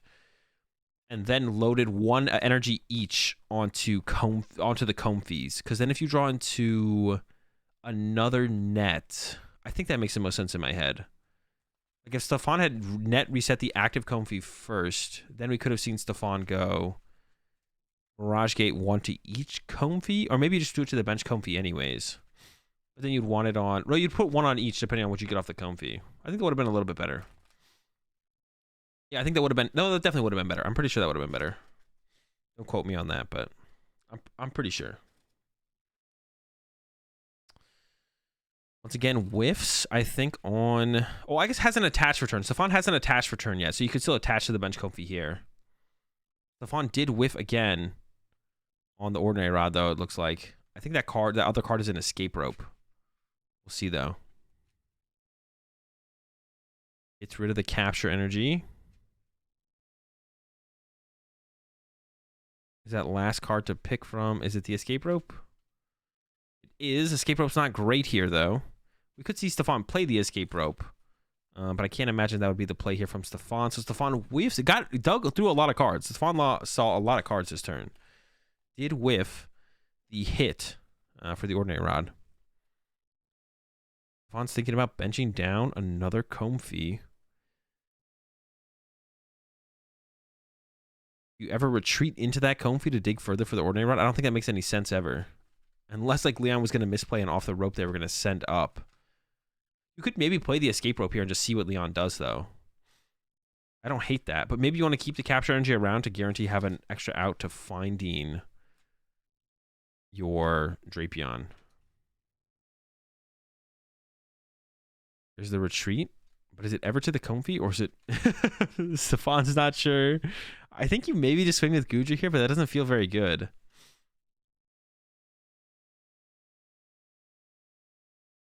Stefan's stressing. It's the retreat. Just going to go to the Gudra. Okay. Gudra's going to swing for 200 here. Setting it up for the 2-hit KO. There's no gust effect in Stefan's hand. So Leon has a couple different ways to win here. Can go double tablet and then push the Gudra to the bench and bring it back to the active, resetting the damage reduction that Gudra has. And that would win Leon this game. Also could have Echoing Horn plus gust the Echoing Horn the Drapion into play plus gust it up into the active. And I believe there's plenty of gust left for Leon. We'll check here on this search. Not a very big deck left. Yeah, I see double cross switcher. I see the Echoing Horn. How many power tablets? 2 power tablets plus the choice spell. So both plays are available to Leon here. The question is, which one do you go for? Or do you ever go for one over the other and completely eliminate the other one as an option? I don't see the escape rope. Yeah, so no escape rope. So if Leon wants to KO the active Gudra, it would have to be including a boss's orders. Oh, the escape rope's prize. So it would have to include a boss's orders or a Serena here from Leon. Or boss's orders. They don't play Serena. It's just 2 boss's orders for cross switcher. So we could see, I think we'll see Leon draw. Won't play the Marnie yet. We'll draw first with one of these Genesects, I think first. Yep, there it is. Leon possibly could have kept the Ultra Ball around, to be honest, and played the Vacuum instead and vacuumed away the 4 Seal Stone on the bench and just drawn 4 and kept the Ultra Ball. I think that might have actually been better from Leon here, to be honest. I think no matter what, you go for the win here as Leon as well. And that's it. All right. Horn. Horn Drapion. Boss Drapion. Power Tablet. And does Leon need a retreat here? I don't know. What attack did Leon use last turn? I feel like Leon needed to retreat there. They did have it. But it's possible they misplay there and actually go to attack phase with the active Mew. I forget what attack they use on the final turn. But they may be like verbally confirmed. I'm going to retreat and attack with the bench Mew, so maybe this doesn't matter. Cross switcher. I mean, they use boss. They didn't use cross switcher. All right, escape rope off the rip here from Stefan. Drapion's not prized, but the Cram is, and 2 capture energy are as well, which is a good way to find the Drapion. Also, Gudra V prize. So I don't think anything too important is prized here for Stefan. They used both? No, not in that situation. They didn't. They just used a boss. They could use both. They just didn't there. Unless I'm tripping. Did I just not? I didn't see them use cross switchers. I think you're tripping. All right, Greninja's getting brought out here from Stefan. Also has a backup Comfy, so pretty good start from Stefan. So Stefan can attack turn 2 with a Gudra and take a knockout. I think Stefan's in a really good spot. I actually think Stefan's going to be in a really good spot here in this one. The start looks super clean from Stefan. If you could turn 2 Gudra KO on a Genesect or a Mew, or even KO the Oricorio would be fine, I think. I think you're just in a ridiculously good spot here from Stefan, but we'll see.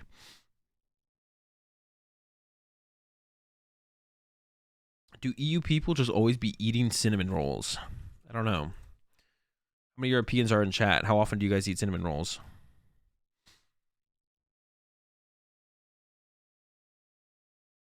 All right.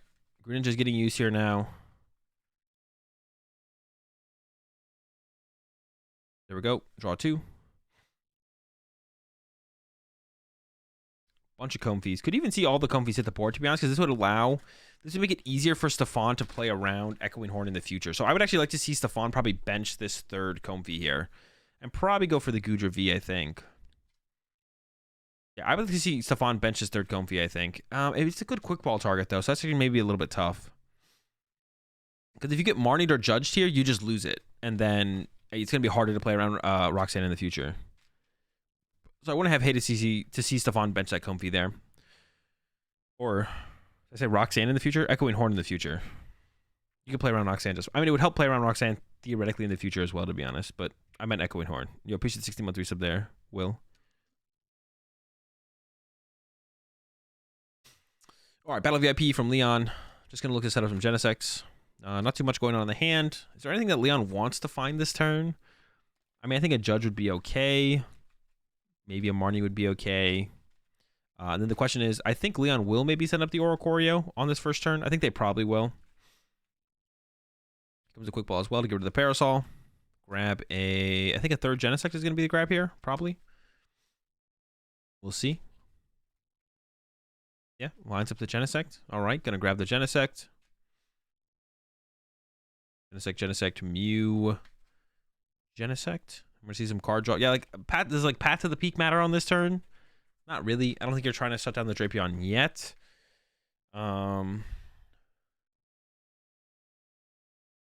Yeah, so I don't think Leon's like too stressed about anything, to be honest, right now. I think Leon's kind of chilling. You don't really care what happens on this turn, to be honest. Draw 4. I guess a double cross switcher on the Gudra could be kind of cheesy, to be honest. I don't think you ever go for it here as Leon because it just gets punished by a switch card, but maybe Leon's thinking about it. Switch card Mew to Mew. 3 off the next Genesect. Or 2 maybe. Cram away a Vacuum. I always like to see these more aggressive cram plays. I was going to see these more aggressive cram plays because you just draw less cards. Like, you could save the cram for next turn and get the thing you'd guaranteed more want once you have a better idea of what's going on. But if you just get Tails next turn, then you're just -2 cards on the turn. So just get a double turbo here. I like that, I think. Although Leon's maybe going to go for just a draw supporter instead. Yeah, we haven't seen a supporter here used yet from Leon. So actually, I think I like the Judge a little bit more. Disrupt Stefan's current built-up hand. I don't know if I like Judge more than Marnie, but maybe it doesn't matter in this situation, to be honest. I'm trying to think about like Judge versus Marnie here. Does it matter? I don't know. Theoretically, like Stefan has built up a hand with good cards. So if you shuffle some of those good cards into the deck instead of putting them on the bottom, you increase the odds of Stefan seeing good cards. So maybe I like the Marnie a little bit more there from Leon over the Judge. I think I maybe do. Yeah, I think I like it a little bit more from Leon, to be honest, than Marnie. Because that's why you want to disrupt their hand. You'd be like, oh, Stefan has good cards in hand. I don't want that. And then you go to disrupt it. But when you go to disrupt it, if you... Yeah, I think I like the Marty a little bit better. Like, if you judge them, the good cards are going back into the deck instead of the bottom of the deck. And there's the pass from Leon. Okay, so leaves the Mew in the active. Okay, I was curious. Like, what's going to happen here? Retreat to Genesect? Or... I wonder if is Leon doing this because, like, if Stefan plays Escape Rope, then the Escape Rope pushes up the Oricorio? So yeah, Leon is actively choosing to leave the Mew in the active instead of sending up the Oricorio, which means Stefan could get a 2-prize knockout here. How valuable is that? That seems pretty valuable to me. It seems like Luminion might have to hit the bench this turn. Stefan also has to actually get the play off, and it looks like the play is going to cost a Luminion to actually maybe, and not even guaranteed, but maybe attack on this turn with Gudra. There's no Gudra V-Star in the hand yet, and that might be the hardest card to find here for Stefan, is can Stefan find a Gudra V-Star? I think the... Oh, wait, we only have 3 in the Lost Zone as well here for Stefan. Wait, only 3? Really? Why do we only have 3? I thought we had more than that. There's only 3 in the Lost Zone as well, so let's only get up to 5. Switch to 6, so we also need to find like a scoop-up net here from Stefan to get to 7 this turn, potentially. Yeah, it's very possible Stefan does not actually... get the knockout here. I was kind of... Well, in Stefan's last hand was honestly not that good either, though. So I don't know if either hand is going to lead to a knockout here. Here we go. Here's the 5 from the Colress. There's the V-Star. There's the Energy. No scoop-up net, though. So, yeah, if that third Comfy was down... Also, yeah, the third Comfy being down could have been the difference maker here, to be honest, to attacking this turn. So, once again, going back to that I would like to have seen Stefan bench that third Comfy, because not only does it help play around Echoing Horn in the late game, but it also helps you build up your Lost Zone in the early game. If you end up with like a only switch plus retreat combo for the Comfies and you don't end up with scoop up nets, that can be pretty good as well. So it takes the Temple of Sinnoh, gives up the Roxanne. The Roxanne, I guess Roxanne's not that great. I guess if you catch Leon with a path in play and then Roxanne them back with their own path in play, that could be pretty good. But yeah, see, if Stefan had a third Comfy here, we could get to 7 this turn through like switch cards or even like scoop up nets. But now you can't scoop up net this Comfy into the other Comfy. So if there was a third Comfy on the bench here, Stefan would have been in a good spot to actually, I think, get a knockout this turn. And yeah, so like that, you also putting the third Comfy in play, like I mentioned from the turn before, just in case your hand gets disrupted, would have been a good play. So I think it was like, the more I'm thinking about it and seeing how this is kind of developing, it's like another reason third Comfy was really good. And I don't think it would ever lead to a bad situation where your bench get clogged. By the time your bench would probably get clogged, by the time your bench would probably get clogged, you would be able to like net a Comfy out of play, I think. Of course, in this situation now, it would have been bad to have the third Comfy because I think Stefan's going to go bench second Gudra V pass. So you can't bench a second Gudra V if you don't have a bench phase for it, which the Comfy would have blocked up, to be honest. So I don't know, maybe in the long run here, this is how it's better for it to end up. But this looks like a pretty unfavorable board state for Stefan, to be honest. Because I think the way the price trade is going to go from now on is Leon's going to go Gust KO the Gudra V, knock that out. And Stefan will have to respond with Drapion. And then Stefan will go Drapion, knock out the Mew VMAX. And then Leon's going to go Lost City knockout into KO Lumini and win the game. So I think that's how it's going to go here. Is Leon's going to KO this Gudra V off the bench. And then Stefan will respond with Drapion, I would imagine. We'll see. I guess Stefan could choose to not respond with Drapion. That would be interesting. And Leon goes Lost City, KO Drapion plus Roxanne, and then KO Luminia to win the game after that. Or maybe some kind of Echoing Horn play, because there will be potentially this Gudra V in the discard pile. Yeah, there's the Gus on the Gudra V. Yeah, so the 2 Gudra V in play just feels so bad overall. Not attacking with the Gudra and then having to bench another Gudra V feels really bad here for Stefan. And also having to put Luminian in play. It's everything, to be honest. There we go. There's an Ultra Ball. Another Mew VMAX on the way. Does get rid of the Judge, which could combo super well with the Cross Switchers on the next turn, to be honest. I'm actually not sure if I'm a big fan of that from Leon. Could have even maybe gone like Cross Switchers plus Judge this turn instead of the boss play. But I think Leon's pretty comfortable with knowing that the Drapion is coming and just being okay with that. I would assume here's what's going to happen. Is Leon's like, all right, Drapion's on the way. That's fine. I'm okay with that. We could see Leon go out of their way to get a path to the peak this turn as well, to possibly. They still have their V-Star power and still have a couple of Genesects to draw with. So if they draw into a path or V-Star for it, the hand got clogged up pretty fast. Might see Leon ignore the path then. I don't know. That'll be interesting, actually. Well, you have the Cross Switchers to reset yourself, so I don't know. How much do you care about putting the path in play this turn? Like, Stefan's built up quite a big hand. I don't know if I like the path grab here from Leon. Like, Stefan has built up a pretty big hand here. Knows path is a thing. Has a decent amount of stadiums. I'm sure is playing towards that as well. I'm not a big fan of the path grab here. I think saving your V-Star power is probably a little bit more powerful in this situation from Leon. Like, it's just so likely that I think Stefan has that play. It's possible Stefan doesn't. But I think if you looked at the situation as Leon, if you thought this was your only route to win the game, then I would say go for it. But then you should have probably played for Judge, double Cross Switcher plus path if you thought it's your only route to win the game as Leon. So I think you just be like, all right, you got me this turn with the Drapion, and just kind of give it to Stefan on this turn, I think, with how big Stefan's hand is. But if Leon thought this was their only route to win the game was KO this Gudra, and if Drapion KOs them, then they just lose the trade. If they think that's how it would go, which I don't think Leon thinks that, and I don't think that's how this trade will actually break down, then I think as Leon here, you should have looked for Judge double Cross Switcher to disrupt the hand plus put the path in play. So I'm not a big fan of this. I think it's kind of like a waste of the V-Star here from Leon. I think it's kind of the waste of the V-Star here from Leon. But yeah, it looks like Stefan has everything. Has the Quick Ball to get the Drapion, has the Temple of Sinnoh to bump the path to the peak, has a V-Star for the Gudra V, has a Mirage Gate, has everything to fully set up the board here this turn. But once again, I think the trade is not going to go in Stefan's favor, just with how the board is currently set up. There's plenty of tablets left for Leon to get a one-hit KO on a Gudra V-Star after this. So basically what's going to happen here is Leon's going to KO the Drapion, ideally with a Lost City in play. So it goes to the Lost Zone. So Stefan can't ordinary route it back and do it again. And then on Stefan's side, you could evolve to the V-Star and attack with Luminion, but then if Leon has triple tablet, KO the Goodra, you lose. And if Leon has Gust KO on Luminion, you lose. So like the Luminion being on the bench is just like such a drag in this situation. It's so bad that the Luminion's on the bench here. Stefan kind of had to use it to get going, unfortunately. But yeah, it's gonna... I think it will be the... kind of the reason that Stefan loses here. The one play that would be interesting to see Stefan do would be if Stefan... What if Stefan just... What could Stefan... What if Stefan... I mean, I'm trying to think of like other things Stefan could do. And the only other things you could do this turn would be like attack with Luminion or attack with Goodra now. But neither of those plays seem good at all. It just seems like they don't do anything. So, yeah, it just seems like you can't do that. I don't know. It doesn't seem like a play you can do. I mean, you could do it. No one's stopping Stefan from doing it, but it seems like a bad play. So I think it has to be the Drapion swing.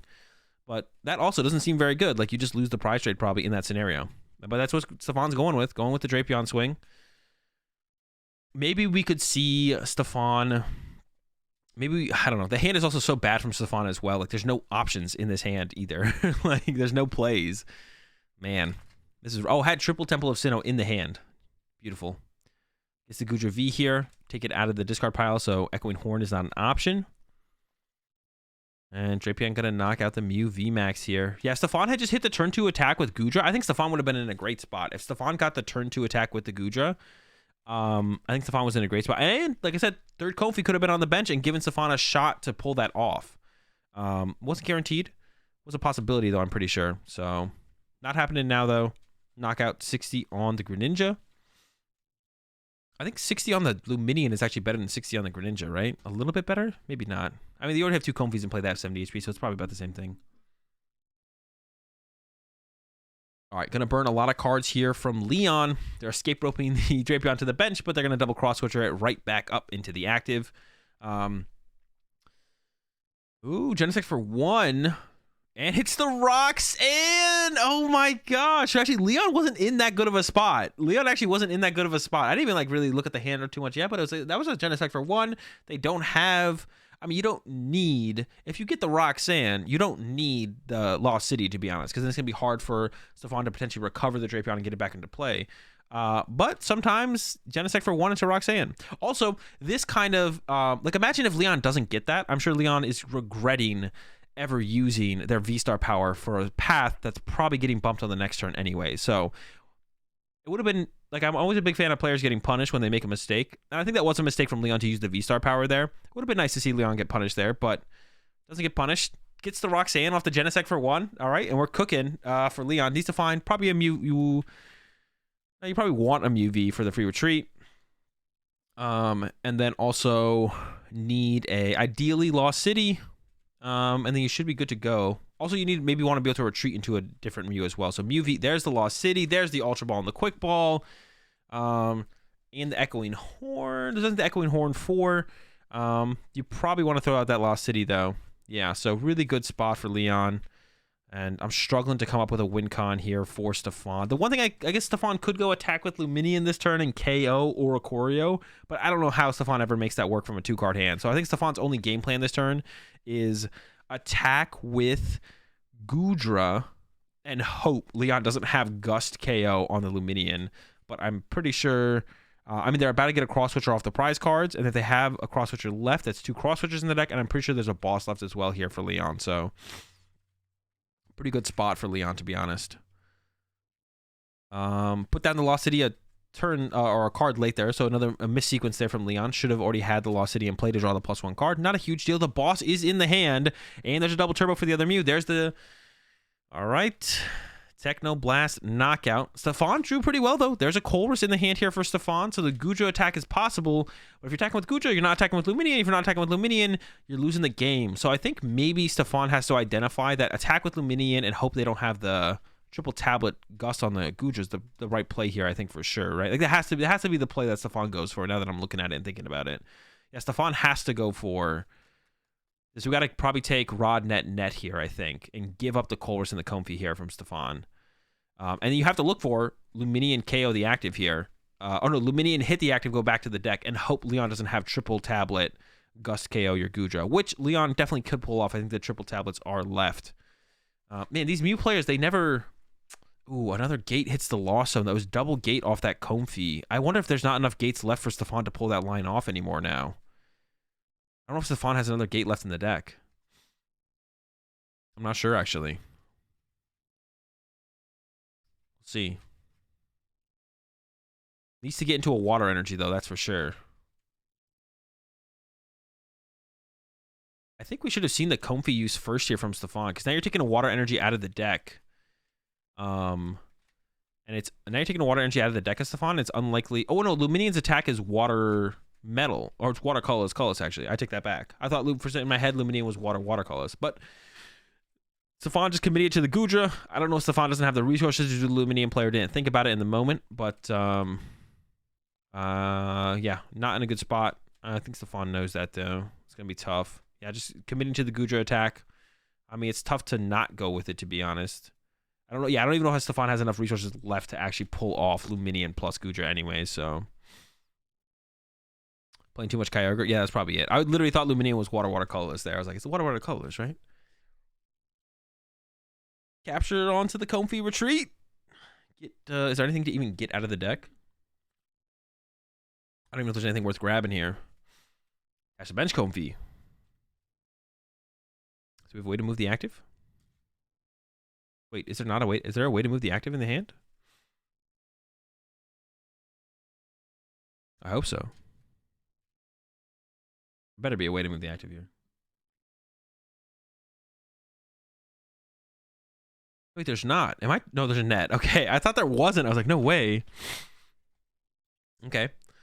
So Stefan could have attacked with Luminion this turn, but would Stefan have been able to follow up with the Gudra would have been the question after that. Gets rid of... maybe getting rid of Raihan. Gets rid of the Raihan. Grabs the capture energy. Not as exciting. Another Comfey in the hand. Quick ball in the hand, I think. Greninja for 2. Hasn't used Greninja yet. There's an escape rope. That's not a boss, but we're getting closer. And all this time, Leon has game in hand, I'm pretty sure. Yeah, now that we've not committed to the no... Oh, actually, no. Leon still needs to find a Mew VMAX or a Switch card. And who knows? They might mess up the sequencing. All right. Here goes the goo. Swing for 200. Take 80 less. But there's Luminion on the bench for Leon to win the game with. Let's see if Leon has it. Draw. Is Ultra Ball. There's the double cross switcher on Luminion. Okay, had the double cross switcher.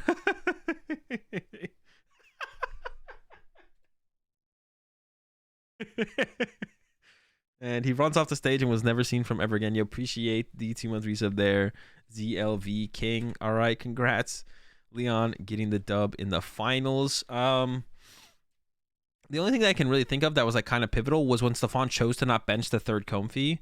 I really think Stefan should have benched the third Comfey. I think that opens up a lot of opportunities if your hand gets disrupted from there. And we did see there was potential for Stefan to have gotten the turn 2 attack with the Gudra if they had benched the third Comfey. So they did kind of get punished from there. They weren't guaranteed it, but they lost the opportunity to do that. When they did go for the play where they benched double Gudra V plus Illuminating on the bench, it's like, sure, you would lose access to that play from Stefan, but I don't think it was like... I don't think it was like that big of a deal to lose access to that play. Where did that play happen here? It was like back here somewhere. I don't remember where it was, to be honest. I don't know. 2 Gudras hit the bench eventually. Right here. Like, this could have been a third Comfey, and I think there's an escape rope in the hand here for Stefan, so you could have gotten an attack off with a Gudra. And even if you hit a Genesect for 180 damage, that's fine, because you can, like, Goon Ping clean it up later, and it forces Leon to find, like, another piece to move the Genesect on the next turn. Leon might have just pushed up the Oricorio in that situation, but... yeah, that's like the one thing I saw from Stefan. And then the one thing in this game, I guess, from Leon was like using the V-Star power from Leon was definitely a misplay as well. Like, Stefan always has a Temple of Sinnoh in the hand there. Save your V-Star power to make sure you have a guaranteed card later on. But, yeah, Stefan loses. Leon gets that dub with the Mew. Yeah, Mew winning is, it's not that crazy. It's like a little crazy, though. Mew's got all Mew does is win these. How are you not winning these events, Soda? Don't you only play Mew? Where are you at, bro? Mew wins every European event, but Soda can't even get a top 8 with Mew? What's going on? I wasn't there. That's what I would say too if I didn't make top 8 with Mew.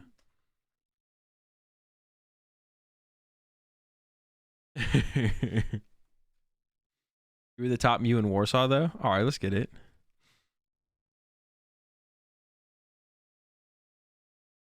Yeah, I mean, I don't know. I would test this matchup a little bit more as Gudra, but would maybe come to the determination that you need to play double Drapion, which that's a little risky to be honest. I feel like playing double Drapion in the deck because you're gonna open it so often, which is so bad in so many matchups. Opening the Drapion. Already playing one, you're opening a decent amount of the time, but if you play two of those things, you're like opening that like a lot. Like you don't want to be opening Drapion ever. But if you play two Drapions, you're like opening that way more than if you're not. So, you going to go into the biggest regionals to date? Yeah, I'll be there. I'll be in Orlando. But if you're not opening it that often and it does auto win you the Mew matchup, just double Drape it. Let's do it. One Drapion boss Genesect. That doesn't happen though when the Mew player Roxanne's you after you go Drapion. Like once you Drapion the what's it called? Once you Drapion the other thing you could do in the Gudra deck is play a Sky Sealstone. So if you can get Gudra to draw 2 prize cards and then Drapion draws 4, you play around the Roxanne, but you have to get the Gudra. You have to get like the Gudra Gust KO on the Genesect before. So I don't know. So probably double Drapion is just better than that. The Drapion boss just doesn't happen because they just Roxanne you after you do the Drapion play, and the chance that you actually set that up is like impossible. Drapion Ditto? No, Drapion Ditto is bad because they play Lost City. It's a Drapion deck at this point. Maybe Genesect first and Drapion. But that's like the hard thing to do, ZLV King. Because usually you have to Drapion when you bench the Gudra V to make it so they can't just chase your Gudra V. So that's usually what's happening. Is like you Drapion the turn you bench the Gudra V, so you can like combo those together sometimes. And then your opponent can't ignore the Drapion. And then they have to kill the Drapion that gets you into your Gudra, but then you just lose the game anyways because the price trade is just unfavorable at that point. So, is there any merit to playing Zorobox at a regional and hoping to get lucky with matchups, considering you tend to beat Mew, Lugia, and Reggie, but lose to Lost Box? Probably not. Lost Box is too good and too popular. But like that's like that's one of those things where it's like you ask me, okay, is there any merit to playing Zorobox at a regional and hoping it? Well, I would say no, because it depends what your goal is. Like my goal for deck choice at a regional is to play the deck that I think will have the highest expected win percentage in the meta at the regional, right? That's my goal for a deck choice. So I don't think Zorobox ever gets to that, is ever that deck. But if your goal is to I don't think if your goal is to play a deck that you enjoy playing and want to play and don't mind taking a bad matchup to one of the more popular decks, then I think it's fine. Like Zorobox is like fine for that reason. But you probably won't be able to win the tournament just because like the chance of you hitting a Lost Box is too often. So I would say I wouldn't ever play Zorobox, but I don't think it's a terrible. I don't think it would be a terrible choice for someone who isn't as isn't trying as hard as I am to win the tournament. Yeah. My goal is for Azul to say I didn't make the wrong deck choice. To be honest, your choice of Arcdura at Peoria wasn't a terrible choice, to be honest. Like, thinking back on that. Well, no, it was pretty bad still, because, like, your Tina matchup is so mid. I take it back. That was still a wrong choice. You'll get there eventually, Zach. Just don't play Lugia. If you play Lugia again, I'm going to be very disappointed. Also, we need to convince Locke to not play Lugia. Look, Locke's got to put the Lugia down. I actually think no one should play Lugia until Lugia's percentage is, like, under 20%. Playability. I think it makes no sense for anyone to play Lugia. If your goal is to be as successful as possible at the tournament, I think playing Lugia is just an int. I think playing Lugia is just inting if your goal is to maximize your success at a tournament. But obviously, that's my opinion. Other people have different opinions. The look I gave you in day 2. Yeah, dude, I was like, you started out 8-1, and then we're getting towards the end of the tournament, and you were at a lower table than me. I was like, what the heck? I was like, Zach, what happened, bro? And you're like, I went 0-5. From 8-1 to 5, from 8-1 to 8-6. And didn't you concede your last round too? So you went 8-7. Incredible, bro. NA opinion. True. What does Lost Box tend to lose to? I don't know. I think if you play I think Lost Ray is actually unfavored to Mew, so I think you should actually play a Drapion in there, to be honest. I'm not even kidding. Oh, they conceded to you? What the heck? Yo, Sack got those pity points at the end, bro. The pity dub. They're like, I can't see you go 0-6 though, bro. I got you. Lost Ray, I actually think is unfavored against Mew, and you actually should play a Drapion. Lost Box Kyogre, I don't think is unfavored against anything. Unless the meta drastically shifts. Oh, Gudra. Lost Zone decks are unfavored against Gudra. They're unfavored against Gudra. That's what they're unfavored against. Gudra is tough for like all the Lost Zone decks. Like even I think Rayquaza is unfavored to Gudra because you have to need so many energy to get a Ray one hit, and then they just go with another Gudra. You need to do it again, and they have double Roxanne. Like I really like the double Roxanne that Stefan was rocking. Sky Sealstone might help Ray into Mew. No, you don't need Sky Sealstone, I don't think. Because Sky Sealstone only works on basic Vs. So that means you're just playing Drapion anyways. But if you're playing Drapion, I don't think you need Sky Sealstone. What's your take on the New Zealand's at the Lost Box idea? I don't know. I haven't tried it. I mean, it's something worth trying, but that's it. That's all I think. That's my extent of my thinking. Stop telling people to play Drapion. Okay. Yo, hang on. Let's peep this real fast from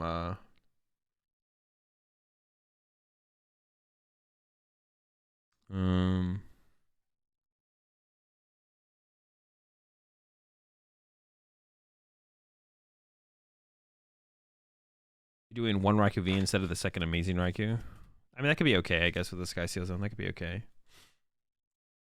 I don't think Sky Seal Zone is as good as people think it is, just to include as like a one of in a Lost Zone deck. Like I think you need to dedicate your deck to utilizing it and playing two Sky Seal Stone. I think playing one Sky Seal Stone feels like trolling. I think if you play two of them and dedicate your deck to the idea of using it every single game, that there's a V Star or a V Max on your opponent's field, I think that's the way to use the card. I think doing it the way it seems like people are doing it, where they're just like, oh, I have one Raikou and one Sky Seal Stone in my Lost Box deck, is stupid. I think it's just bad because you're just not going to pull it off consistently. You just have two dead cards in your deck for like the majority of your matchups and games. You have to like truly dedicate the deck to like abusing Sky Seal Stone, I think. But I could be wrong. It could be like fine as like a one of alongside like some V Pokemon. But I think the deck is way better. I think the idea of Sky Seal Stone is way better when you commit more of your deck to it. For sure. All right, hold up. I want to get a chat's opinion on this hand. Let me pull this up real fast.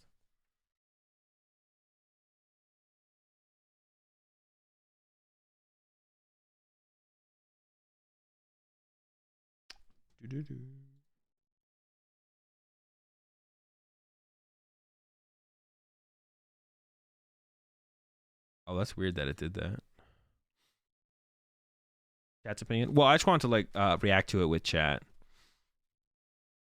Last question. Is Forest always goated in Mew, or is Sky gonna be the new play come Orlando?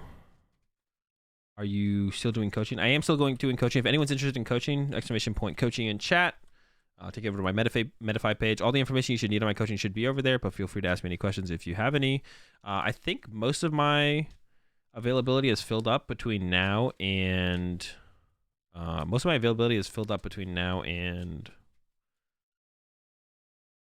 maybe all of February is already filled up for my coaching. I don't know though. Also, if you're a Twitch sub, you get 10% off all coaching sessions or training plans. So take advantage of that as well. You do have to link your Twitch to your Metafy account after you make one, but it's not too difficult to do. You can figure it out. I believe in you.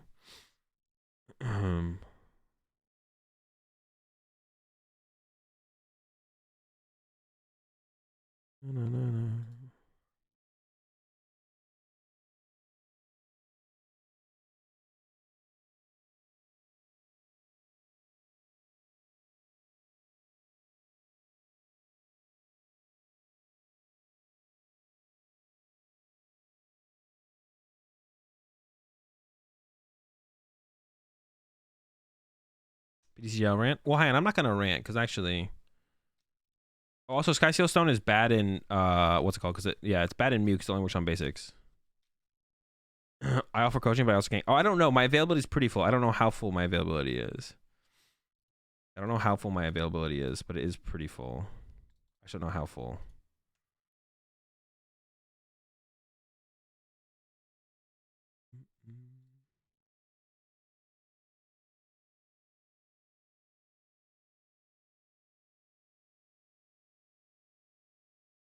Um, wait, I actually didn't see this one earlier. Let's take a look at this.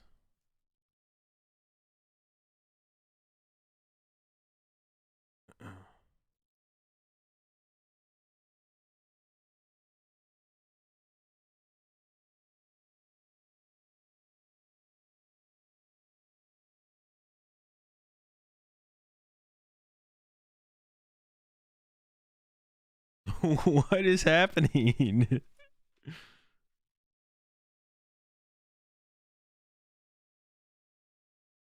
How did these bugs keep happening, man? The biggest change with today's PTCG is that the board effects are now constant and never go away. Can't be turned off in settings. The most recent active Pokemon type decides what the board looks like.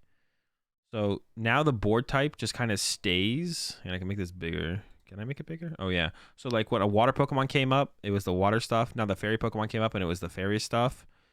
I actually don't mind this personally. Maybe it is a little bit much. Like the current ones are maybe a little bit much. I actually talked about this and I was like, when the effect changes, it should be cool. It would be cool if it changes constantly. But actually, I think a better way to do this would be the last Pokemon that took a knockout. It should change to the last Pokemon that took a knockout, and not every time a new Pokemon comes to the active. That's just like too much. Every time a new Pokemon comes to the active is just like, that's like seems like too much. I like that water one. I like the water one too. See, I don't actually mind. The water one's kind of cool. I don't know. Maybe it's a little bit much. I don't mind it. I think some kind of effect being changed for some reason is kind of cool. But maybe it should be when a Pokemon takes a knockout. Like if a water Pokemon takes a knockout, it turns to the beach. And then it stays at like the beach. But maybe something not as, like these are kind of distracting. There's kind of a lot going on for like a card game, to be honest. Maybe there's too much going on. I mean, the beach one's kind of calming. Like the Remoraid takes a knockout, it turns to the beach, and it stays at the beach until the next Pokemon takes a knockout. It should match the stadium, to be honest. I think that would be fine as well. If the background of this kind of stuff matched the stadium instead, I also think that would be fine as well. I don't mind it being constant. I can understand, and I haven't played PTCG Live in a while, so I'd actually play it and like play in the game to see how it actually truly feels. But I could see how some people think this is like too much, and the constant of it is just too much of a distraction, which I think is fair. So then it would be fine if it's constant, but if they kind of reeled it in a little bit on how much animation is going on and kind of just make it a kind of a subtle change based on the Pokemon that's in the active, and not as drastic of a change. I don't know if there was another video here from Trust. There's a visual glitch with the waterboard effect where it flickers every few seconds. Oh, it does, yeah. That's annoying. I hate stuff like that. That stuff tilts me.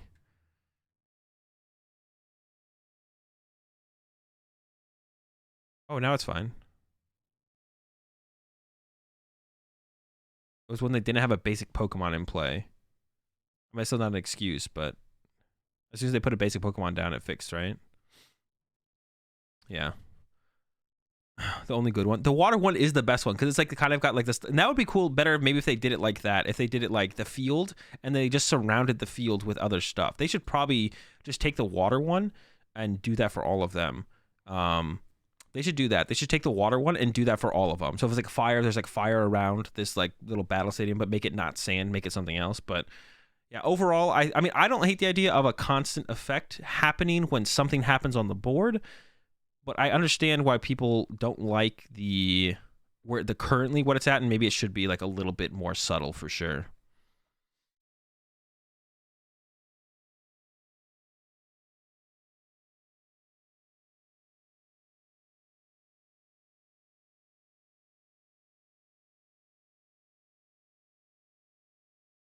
Still no full deck search. Oh no, yeah, it is available. All right, chat. I think it's gonna do that for me today. If I did play some PTCG today, I wouldn't be playing it for very long, so I think I'm just gonna call it today. I'm kind of not feeling great. Still feeling sick. Hopefully, I'm feeling better tomorrow. I want to do a longer stream tomorrow, so I'll be back tomorrow. I will be streaming tomorrow for sure. Hopefully, I'm not feeling as sick though. It's really just my throat at this point, to be honest. Hopefully I'm not feeling as sick. But yeah, if you're interested in coaching, go check out the coaching over at Medify. !coaching in the chat. That'll take over to my Medify page. And then my advanced GG code, AzulGG, is going to be 25% off until Friday. So make sure you go check them out over at advanced.gg. Yeah, Yeah, check them out over there. My code will be 25% off until Friday. Also, yeah, new podcast episode is up for me and Chip. We talked about Liverpool results, OCIC registration, and something else that I forget what else we talked about, to be honest. We talked about something else, but I don't remember what it is. But let's go ahead and let's rate someone before I get out of here. Pokemon trading card game live. Okay, go ahead and rate doubles. I'll rate doubles. All right, have a good one, chat. Check out all the things I mentioned.